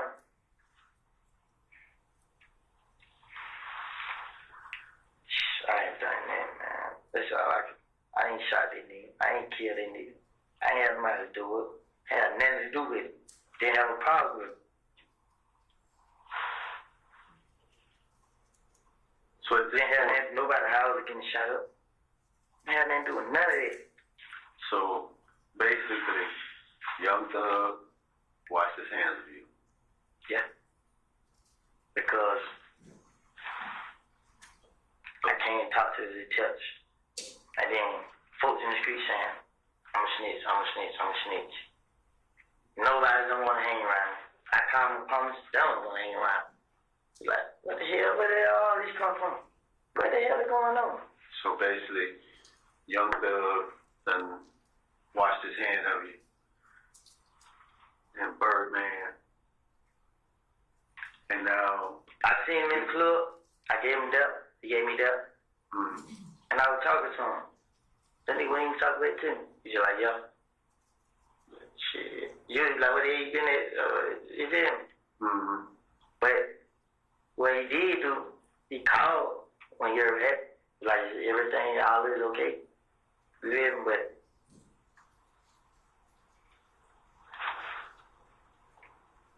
listen, and then now you being accused of shooting somebody or having somebody shot that you have nothing to do with. And now you got that retaliation coming on you. now, and you know what else? I heard somebody say, I'm the reason, I said, I pulled Doug into this. They do what they say. I'm the reason they bring Thug name up, saying Thug had something to do with it because of me. So folks going around saying I'm trying to mess up his career. You know what I'm saying? How y'all mess up his career? I didn't have nothing to do with it. You know, I didn't. I don't even know what the hell going on. So do you think somebody based on this situation hating on you for what you had? I know for because you came from where they couldn't get to. I know this kid, this him. For I'm 100% sure. He started this. He was me and him always had a problem.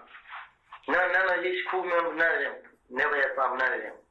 It was always him and me and him. You and who? Me and Kev. You and Kev. It started with me and him. That's how it started. Now, did you take something from Kev? Never in life. Never in life. What did he take something from you? Never. He tried. He tried to take money from me. Last time we was in the club, punched me in the face, tried to go and fight with it. I hold on to the money. Nobody take no money from me. You feel me? They jump on me. Boom. Client club. They went their way, we went our way. Then, 5-6 days later, hold up, that was Monday to whatever day it was, Friday. Nigga get killed. And then when he get killed, the same person killed. Who did it? I got in that club. Nothing was in the club. Y'all live, nothing still there. If I wanted to go get some revenge, anything, I would have did it right there. Right then and there. I wouldn't have waited. None of that. Feel me? What club y'all get a fight? Kush. That was Dean. But before I always had to show person I wasn't the problem. The club on the Derrick who owned Kush, she stopped me one day at the door like, I can't let you in. Y'all have too much going on. So he pulled me in the back, man, talk face to face. I just told him, I said, if you can let them in, you let me in. And you see who the problem is. Just pay attention both ways. He did 2 weeks. He did that Monday and the next Monday. And he seen that they started with me both times. Not only that, because I know he watching me, but they just how it was. I didn't care about, another nigga, I don't care about what you got, but it don't concern me. You know what I'm saying? Just come to have fun. That's why all in my mind. And it went from there. And then the last time, Derrick said, now I've been watching you. I see you ain't the problem. You feel me? But everybody, he has so much fear in a lot of people's heart.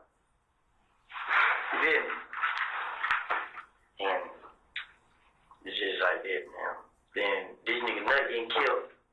Had a lot of people mess with him, and they don't went around and told everybody I who did it. They try to turn everybody against me. They even try to turn Thug against me. The hell? But he still called you. Yeah. Just to check on me. He called you today? Yeah, he called me. I just didn't get it though. Just like, but they just other people saying that they didn't want me and him together because I got a lot going on, and they don't want him to get caught up in it and mess up his career or something. But it's just like, it just seems like everything going downhill for me. Since these niggas put me in, it's all type of stories going around, but they still target me. I don't heard the other stories. I don't even heard stories that they had an ending to it.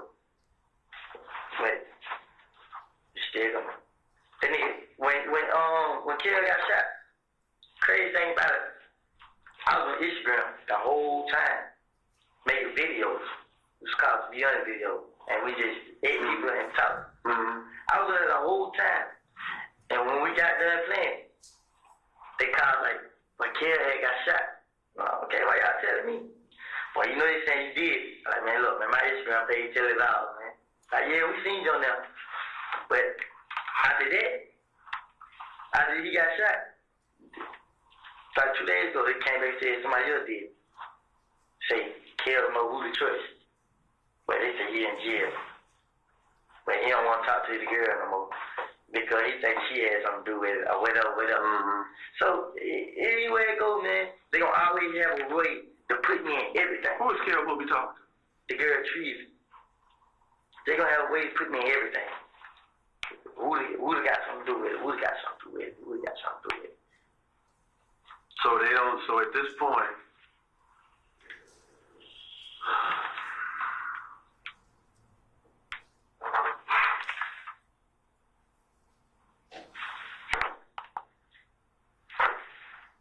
you got 48. You got 48. You good? That's the baby? Yeah.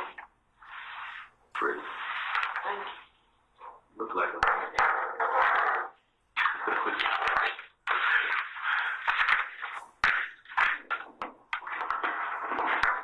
I'll be right back. So I can get y'all out of here.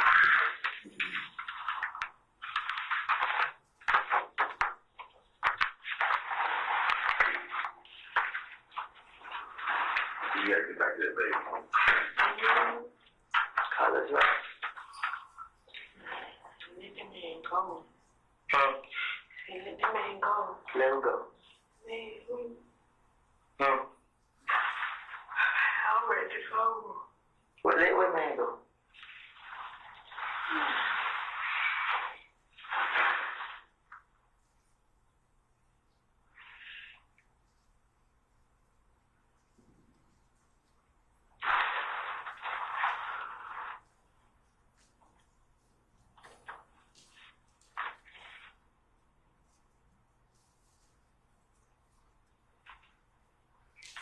Somebody had ignorant issues like you okay? That's all. You. Yeah. What we doing? The girl, she got nut in her profile picture. What keeping up with me? You can't like my picture.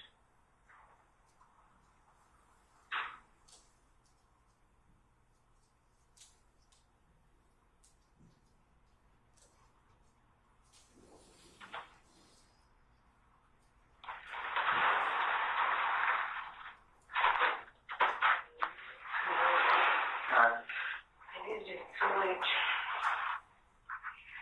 So you blame on me again? So how I said it's too much. I ain't blaming my mama.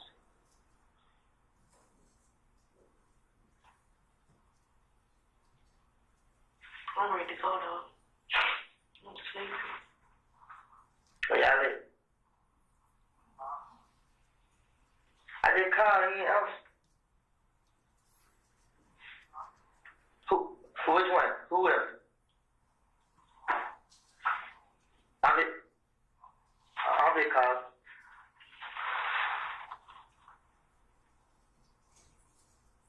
Yeah, maybe I'm Who?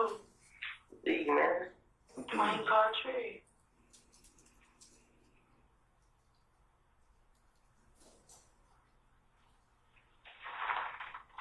Picking that down, cutting me, shoot that motherfucker up again. Told him he should gotta paint the whole color. Mm-hmm.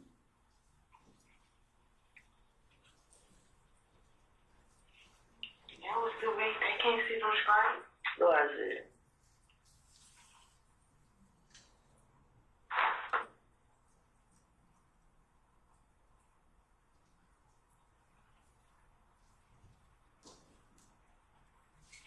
Hello? Trey left on that shit. He need to call up right over around here.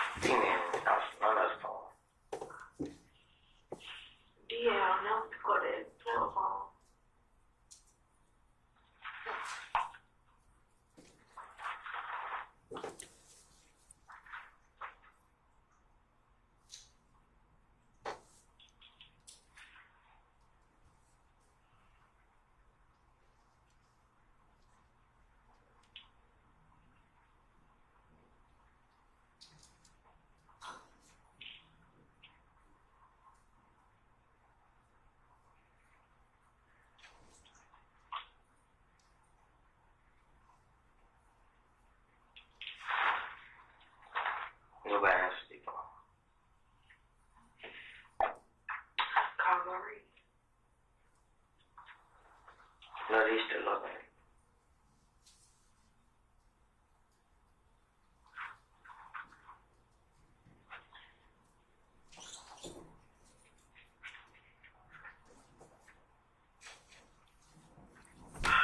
Who that was you called first, Shannon? Who that was you called first? You must never done them all. Call Murray.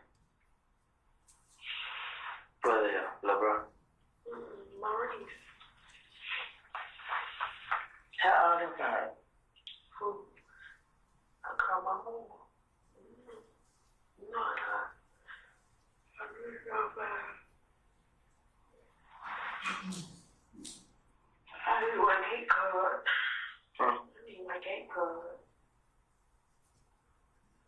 I just found it. You found it? Yeah, I ain't bringing it up.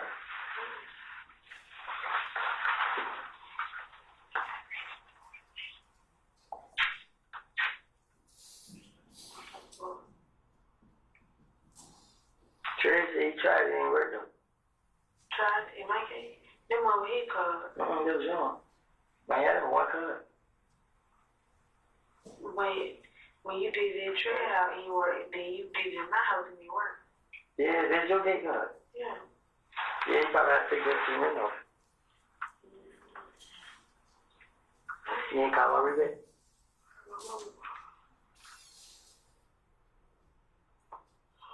Who's asleep? Your mom gave her the message?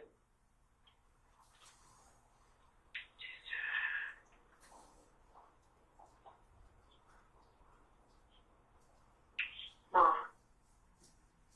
At MRG, you couldn't get it.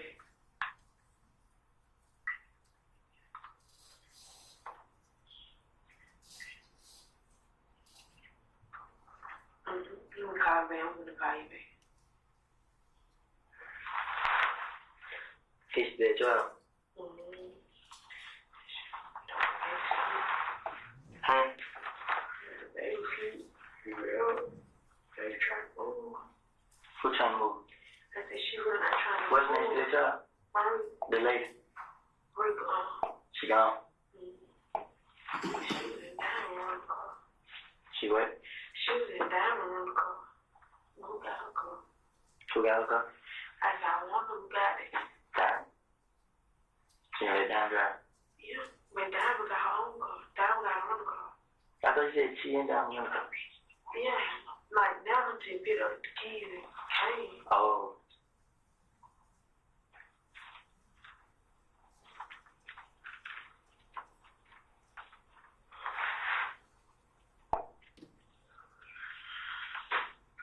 Keep her on.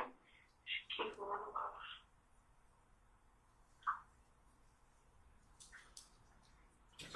Down here, at the precinct across the street from, what is it right now? Pretrial, next pretrial. Next Pretrial. The jail. Next to the jail, the Pretrial. Yeah, right.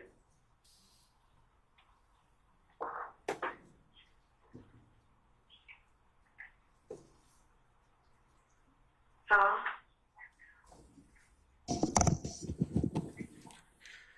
So can we stop at this point in time? I understand that we need to take a comfort break. All right.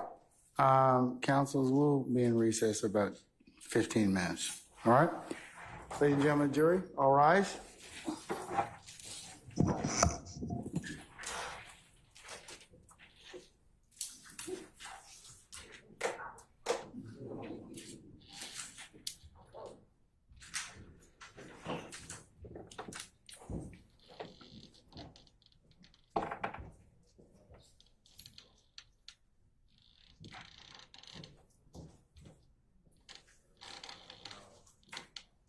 All right, ladies and gentlemen, our jury has left us. We'll be in recess 15 minutes.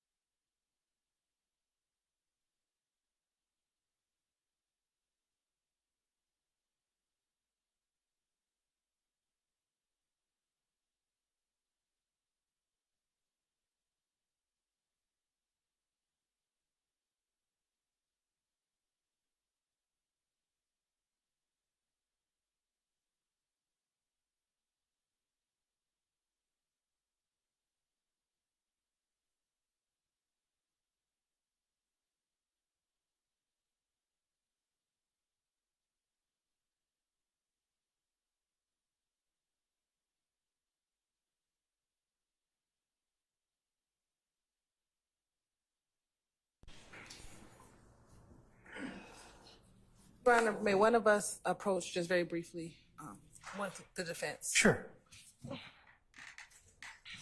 All right.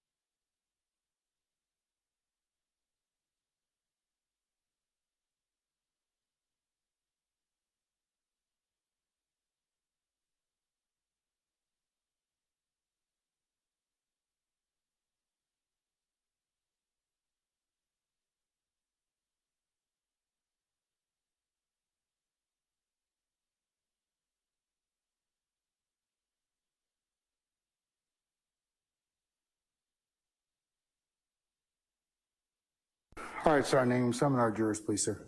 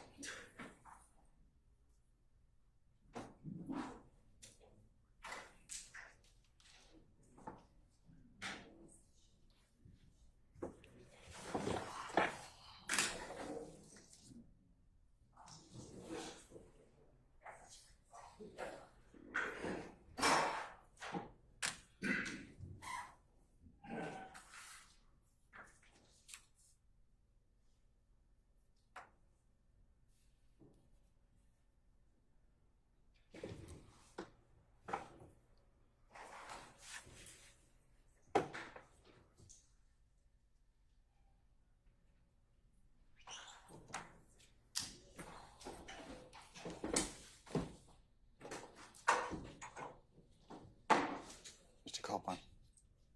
Mr. Copeland.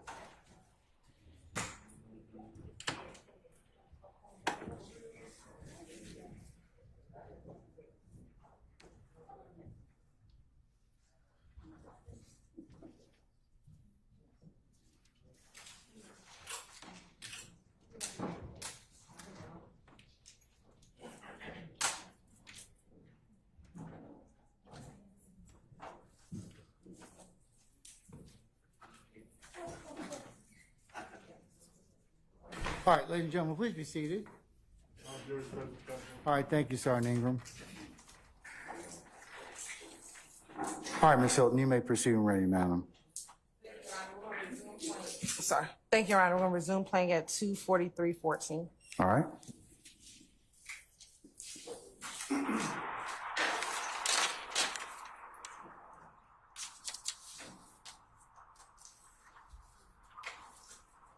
Hold on, this is calling. Hold on, let me see something. Hold on. Hello? Where y'all at? Yeah. Yeah. How long does it take? All right. Mom. Tell him no more. Yeah.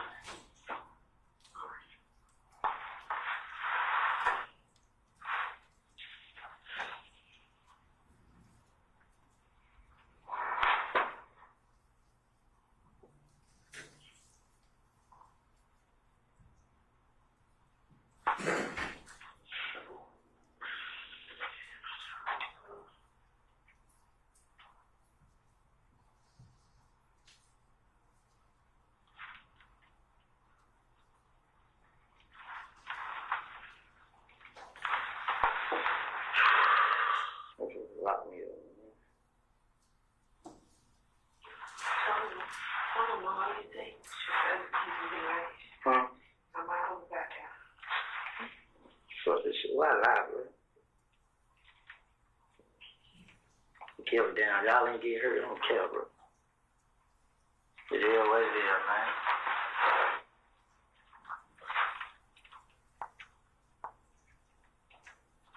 It's just crazy things shoot back. We could have got killed. They probably got the line.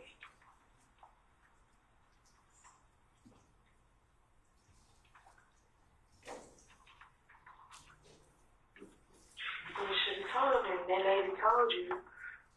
The kid. Look, man, shit. I told him this shit don't mean nothing. This shit don't mean nothing, bro. Then they try to trick me down to. And throw them up too far.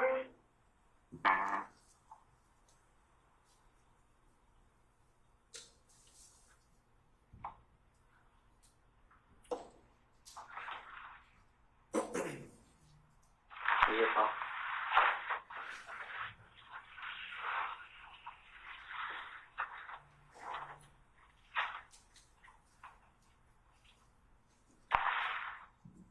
Goddamn hair.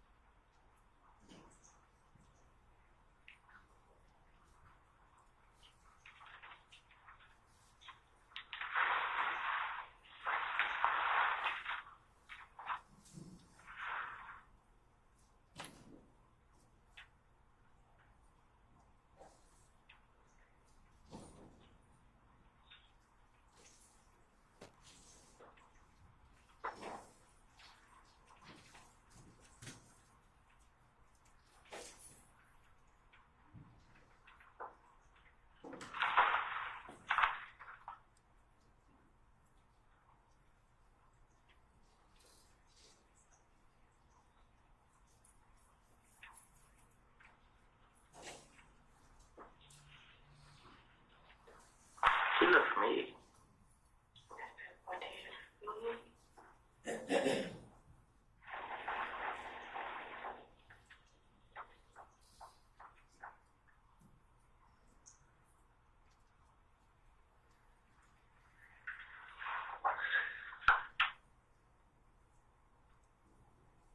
Really?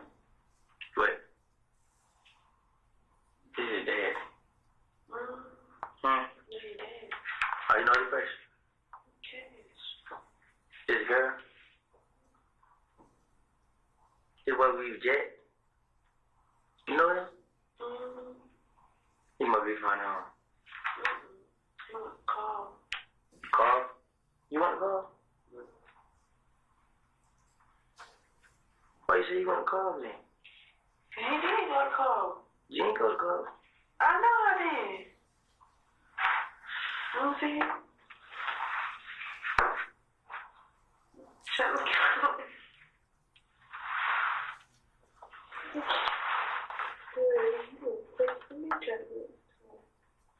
I'm bored.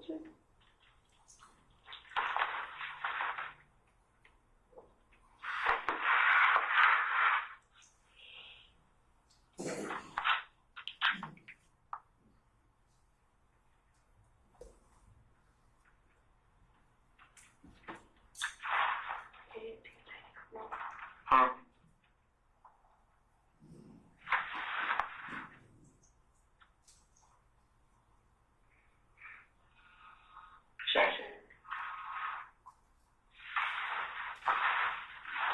You down there?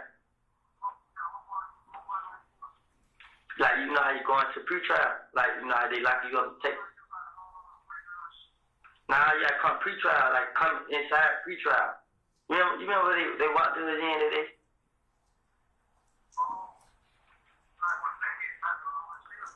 Yeah. Now don't go on this side. Come right, like, you know how you going in there. Yeah, when you first get out. But turn in the driveway and park right there. You know what driveway I'm talking about, right? Nah, the driveway like, yeah, where they bring you in it.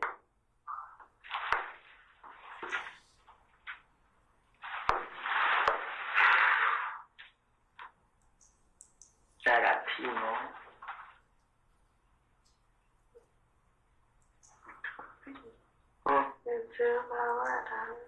You don't know where yet. My head killing me, man.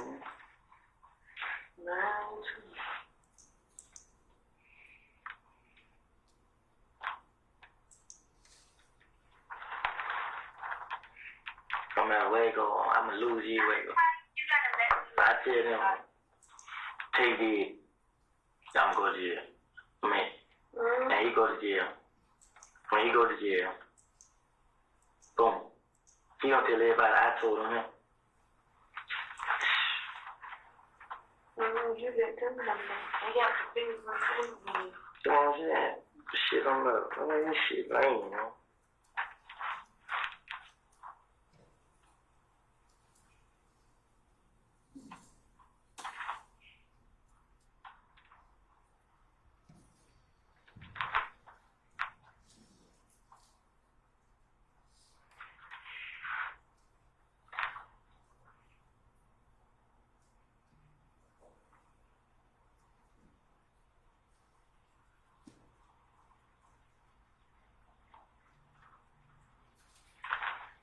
How do your mates find out?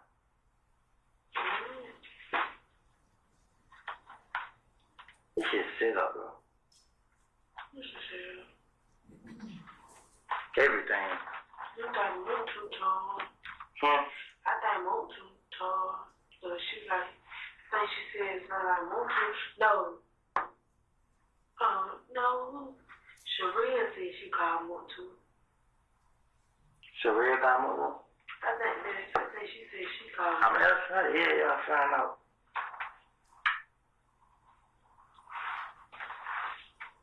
Trey about passing. Yeah, Trey called Tequila. He called Tequila. No, she said. She said Trey called me.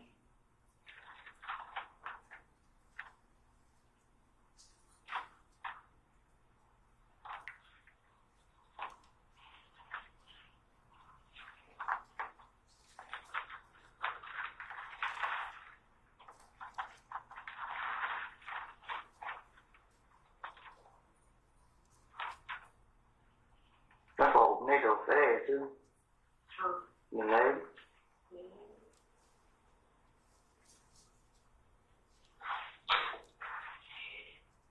Yeah. You not gonna run either. You can go right there home. I'm not gonna run from these niggas. Straight up. Crazy, bro. I refuse to run from anybody, man. I said, I know from, she on sleep. You trying to not run there no more? Come on, let's go. Let's go.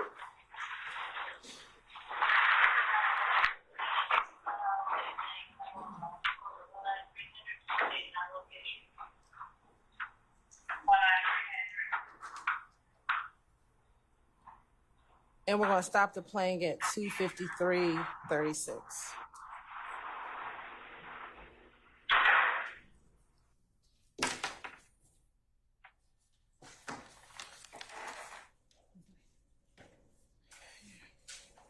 We're going to publish State's Exhibit 324Y.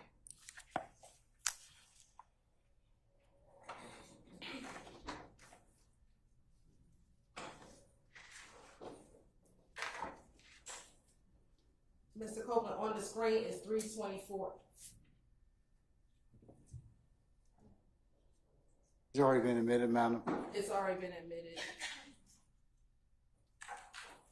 Your Honor, it looks like there's something happening with the Zoom. At least.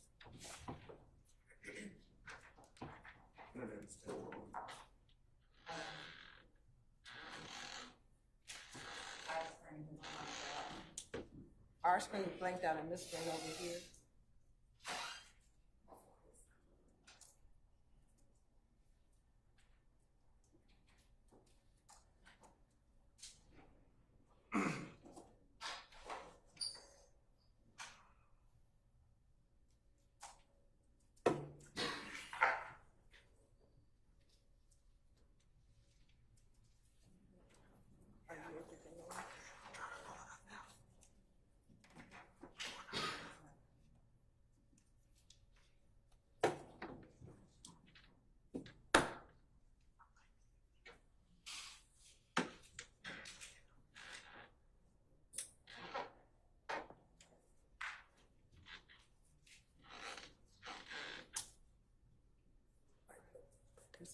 Those screens are still working, so it's only a few screens.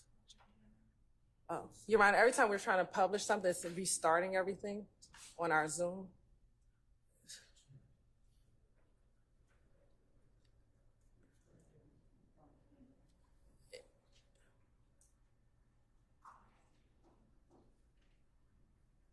And it's happening with each of our computers, Your Honor. Let me see if Ms. Amon can add you all again, okay? Okay. All right. Because it doesn't seem like any of you are here or any of you are.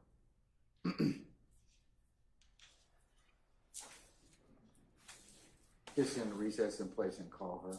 Thank you, Your Honor.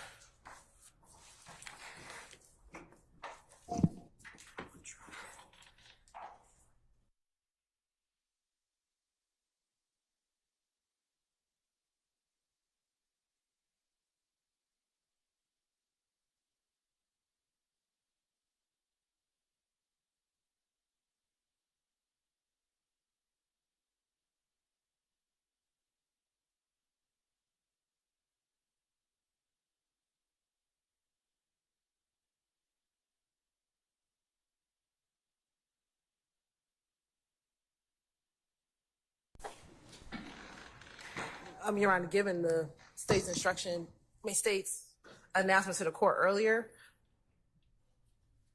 Would this be a place to stop? Yes. Okay, all right.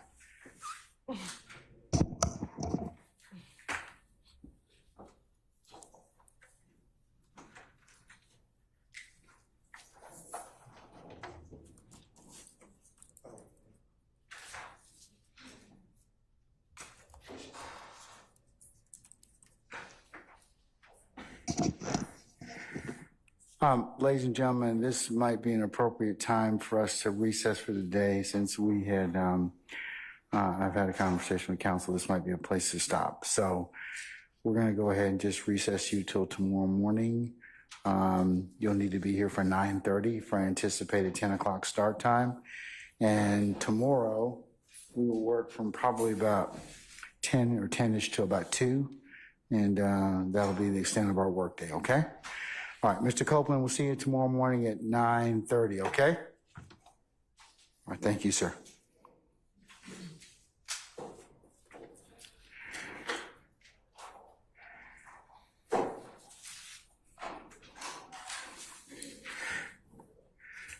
Ladies and gentlemen, any ministerial inquiry of me at this point? I apologize for the heat.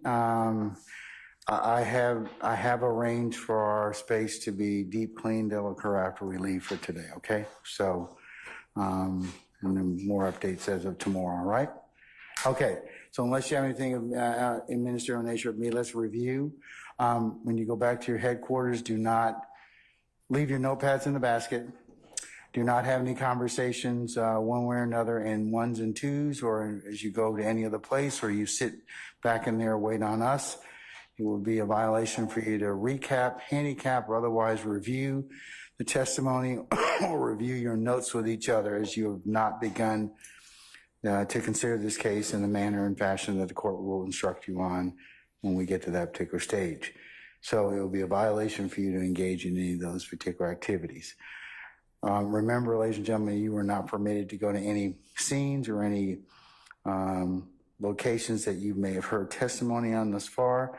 Remember also, it will be a violation for you to go to any of those places and either draw, take photos, or discuss with your colleagues in the back any such knowledge you may have of any of those. You can only consider what's been presented within the four walls of this courtroom.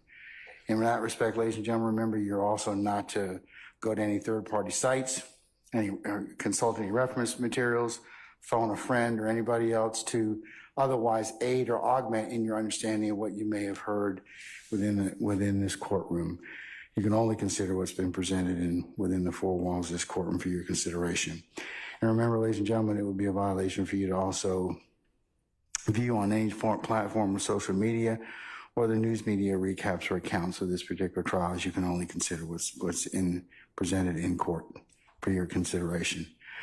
Ladies and gentlemen, lastly, one more thing. Remember, if any third party should try and reach you, reach out to you, approach you in any way, in any form, in respect to what's going on in this case or your involvement, you are to let myself and Sergeant Ingram know immediately.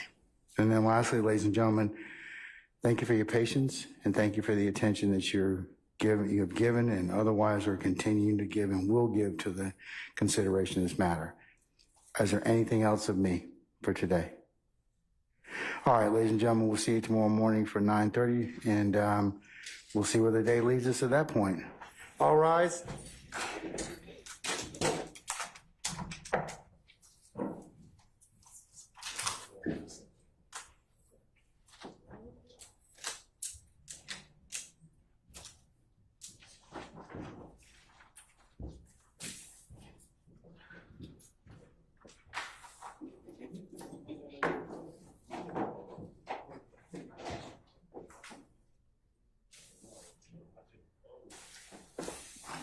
All right, ladies and gentlemen, please be seated. Our jury has left us.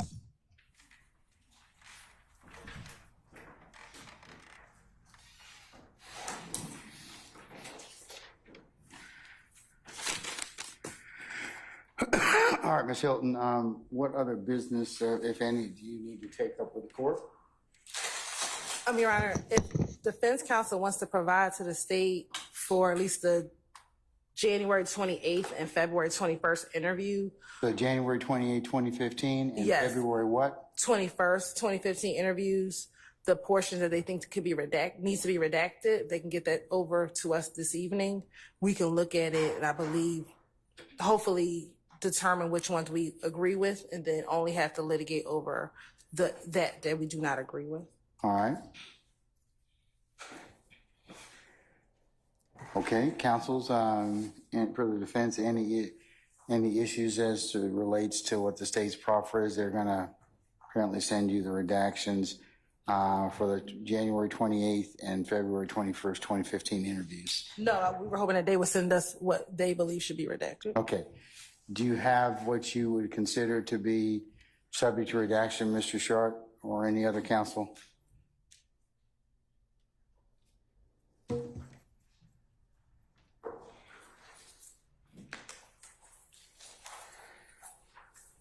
I personally have not. Can I say something? I apologize. Sorry, I apologize. There's a coworker of mine outside, and I understand that the sheriff deputy said the court's over, so no one can come in. I don't think that that's the rule, so. Which coworker? Now, thank you, sir. Okay, all right.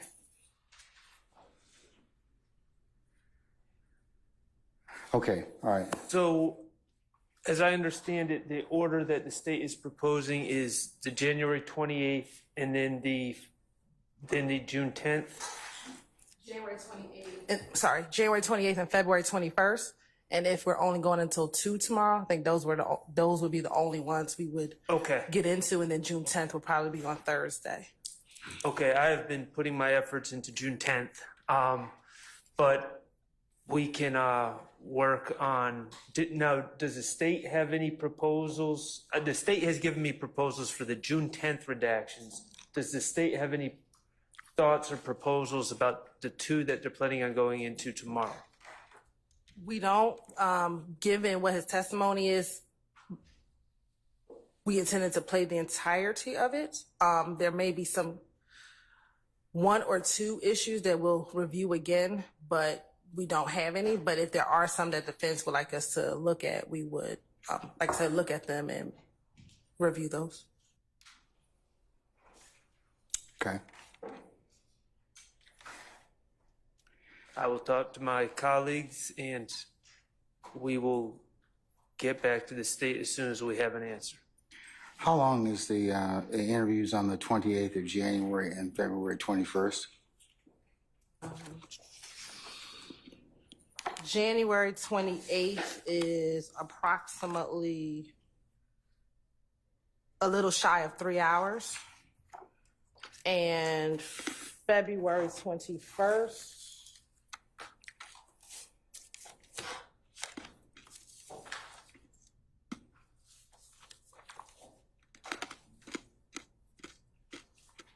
roughly around the same time, a little bit shy of 3 hours.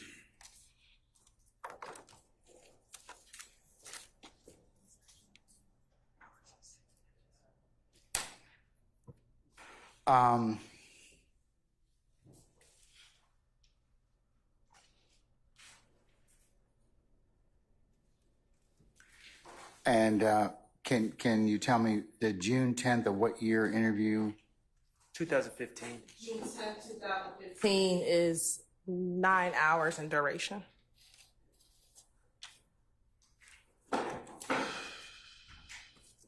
Okay. Ultimately, does the state plan on playing also the 2021 statement? We probably will, but it depends on how the questioning goes with Mr. Because we have not broached the October interviews yet with Mr. Copeland, so it would depend on what his testimony is. All right. But at least these three, you're planning on playing in some particular form or the other. Yes, Your Honor. All right.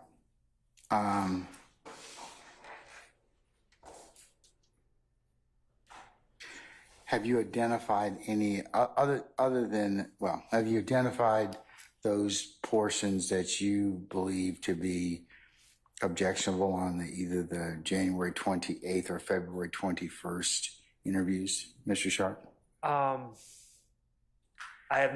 We have not identified giving them to the state. I'd have to check my notes to kind of remind myself of the work I've done in the past. But let me just, before we go too far down this road, let me just say that on behalf of Mr. Stillwell, I'm maintaining all objections to the lack of foundation for prior inconsistent statements and hearsay. So I'm answering these questions, but I don't want it to be perceived that I'm waiving that argument. I think that your position's been made very clear, and I'll of course listen to any objections you may have, in addition to the ones that you've already made that you'd like to recap. But what the court's just trying to figure out is whether or not you've identified those particular sections that you know that you would need, that the court would, that you would need to be, they need to be redacted or otherwise omitted. I believe when it comes to the February 21st statement, which I just listened to the other day again, I think that there's going to be less of that matter, less of the objectionable material in it than the January 28th. That's going to be more of an issue. Okay. What about the January 28th? I'm going off of memory because there's so many statements, but I believe that that's one of the more wide-ranging interviews where different topics are discussed and hearsay matters are discussed and speculation and all of the rest.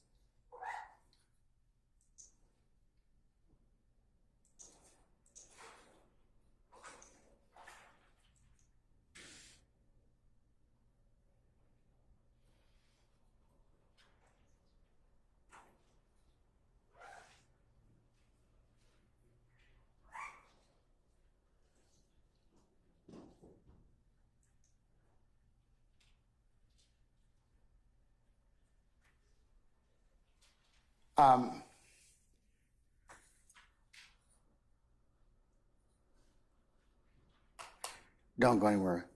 Does anybody else have any comment on the 28th of January or February 21st interviews? Have they reviewed any of them? Do they wish for me to be heard on that issue? Mr. Steele? I do. Sir, I don't believe that the burden should be on Mr. Williams to send the state what we believe should be redacted because the state's the one trying to introduce the evidence, and there are parts of both of those statements which I have gone through and I have delineated much of these topics or these recordings that should be struck. But I like some of the stuff that I've struck, so if the state doesn't strike it, I just won't object to it. but I don't believe that I should go first and have to do that work. So I asked the court to do what it originally said and ask the state to furnish the accused, and then we can rebound from there. Now, if that's in contrary to the way Mr. Sharp wants to do it or anyone else, I will bow down to them. But otherwise, I believe that that's the proper procedure. And the reason I say that is because if I was trying to introduce an item, I don't just take the item, which I know has to be redacted, and say to the opponent, hey, here's everything, and then you tell me and let me see if I get something that I like in because you don't catch it.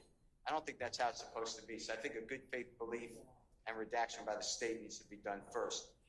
And for instance, and I know we objected to it, but now that you heard it, I'm assuming you didn't hear that recording from February 20th, 2015.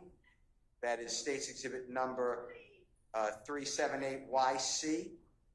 And just, it's just obvious even to a casual observer that the police officer was speaking a great deal, talking to Mr. Copeland, saying, this is your first child. Do you think you'll be able to see your child grow up? I know you had nothing to do with this. You were defending yourself. That should never come in, and that's what we objected to before. And that's why I think that the state has to say, just like you started to this morning, why is it a prior and consistent statement? Why is it contradictory to the testimony?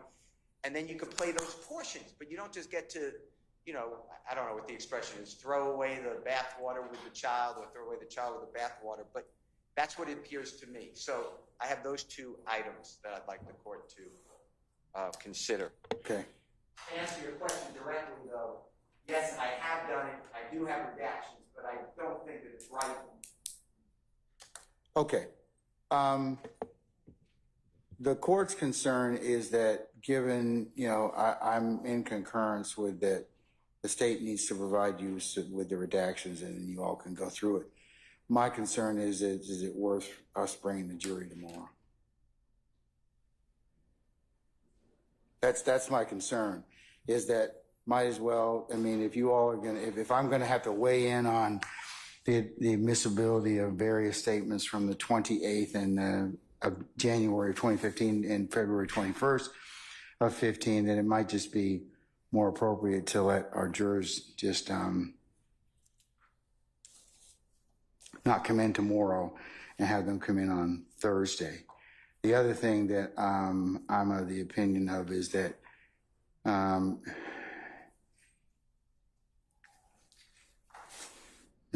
before I go ahead and go forward with that, has the state identified redactions for June 10th of 2015?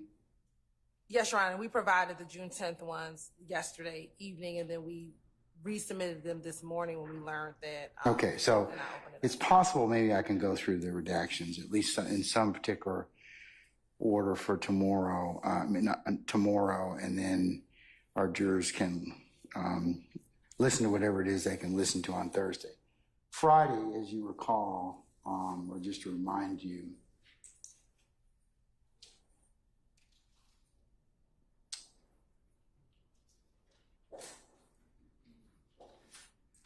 is an administrative day for you all. Are there other statements that you've identified, Ms. Hilton, and that you're potentially going to have the defense look at? So the only other matter, Your Honor, would be jail calls. So we provide defense counsel with about 11 jail calls that we intend on using. And so that would be it. So it would be these 3 interviews that are left, potentially 4, but that depends on Mr. Copeland's testimony, and then the jail calls.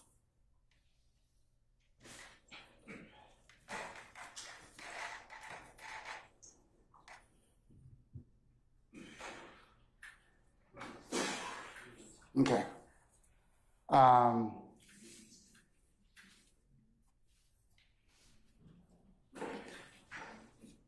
How long are the jail calls as a collective group?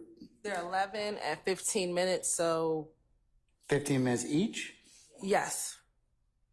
So roughly 150, about 2 hours. 2.5 No, hours. 2.5 2.5 hours. Yes. All right.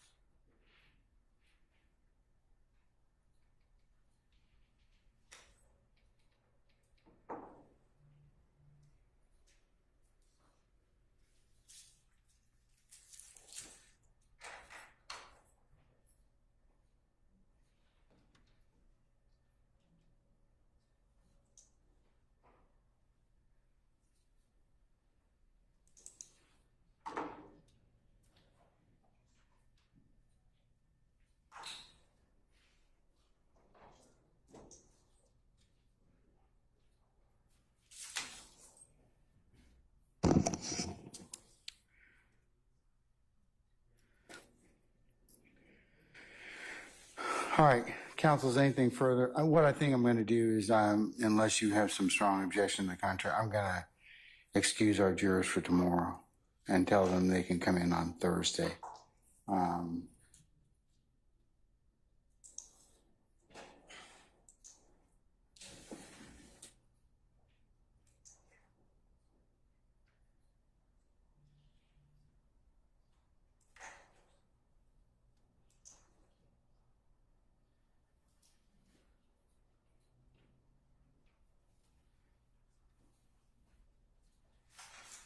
Thursday for 9:30 for anticipated 10 o'clock start time, and we can cover what they can listen to whatever we've gotten through so far.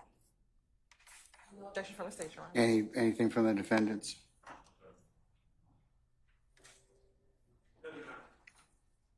All right.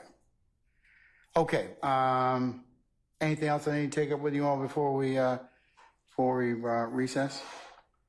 Nothing from the state.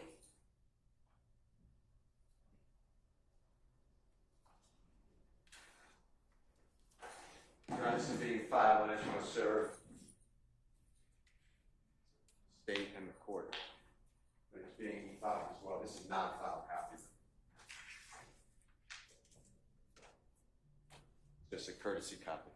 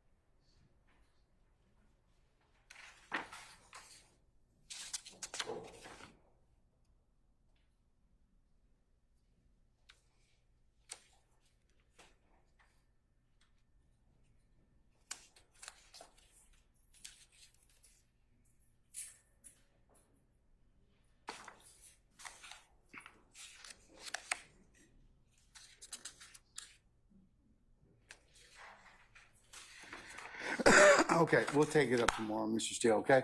It'll be e-filed tomorrow, so we'll take it up then. So, all right, anything further? All right, we'll see you tomorrow morning in fact, hold on.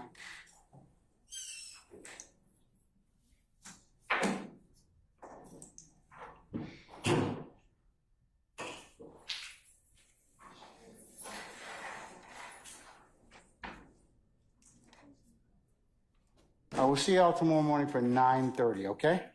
All right, see you then. All right.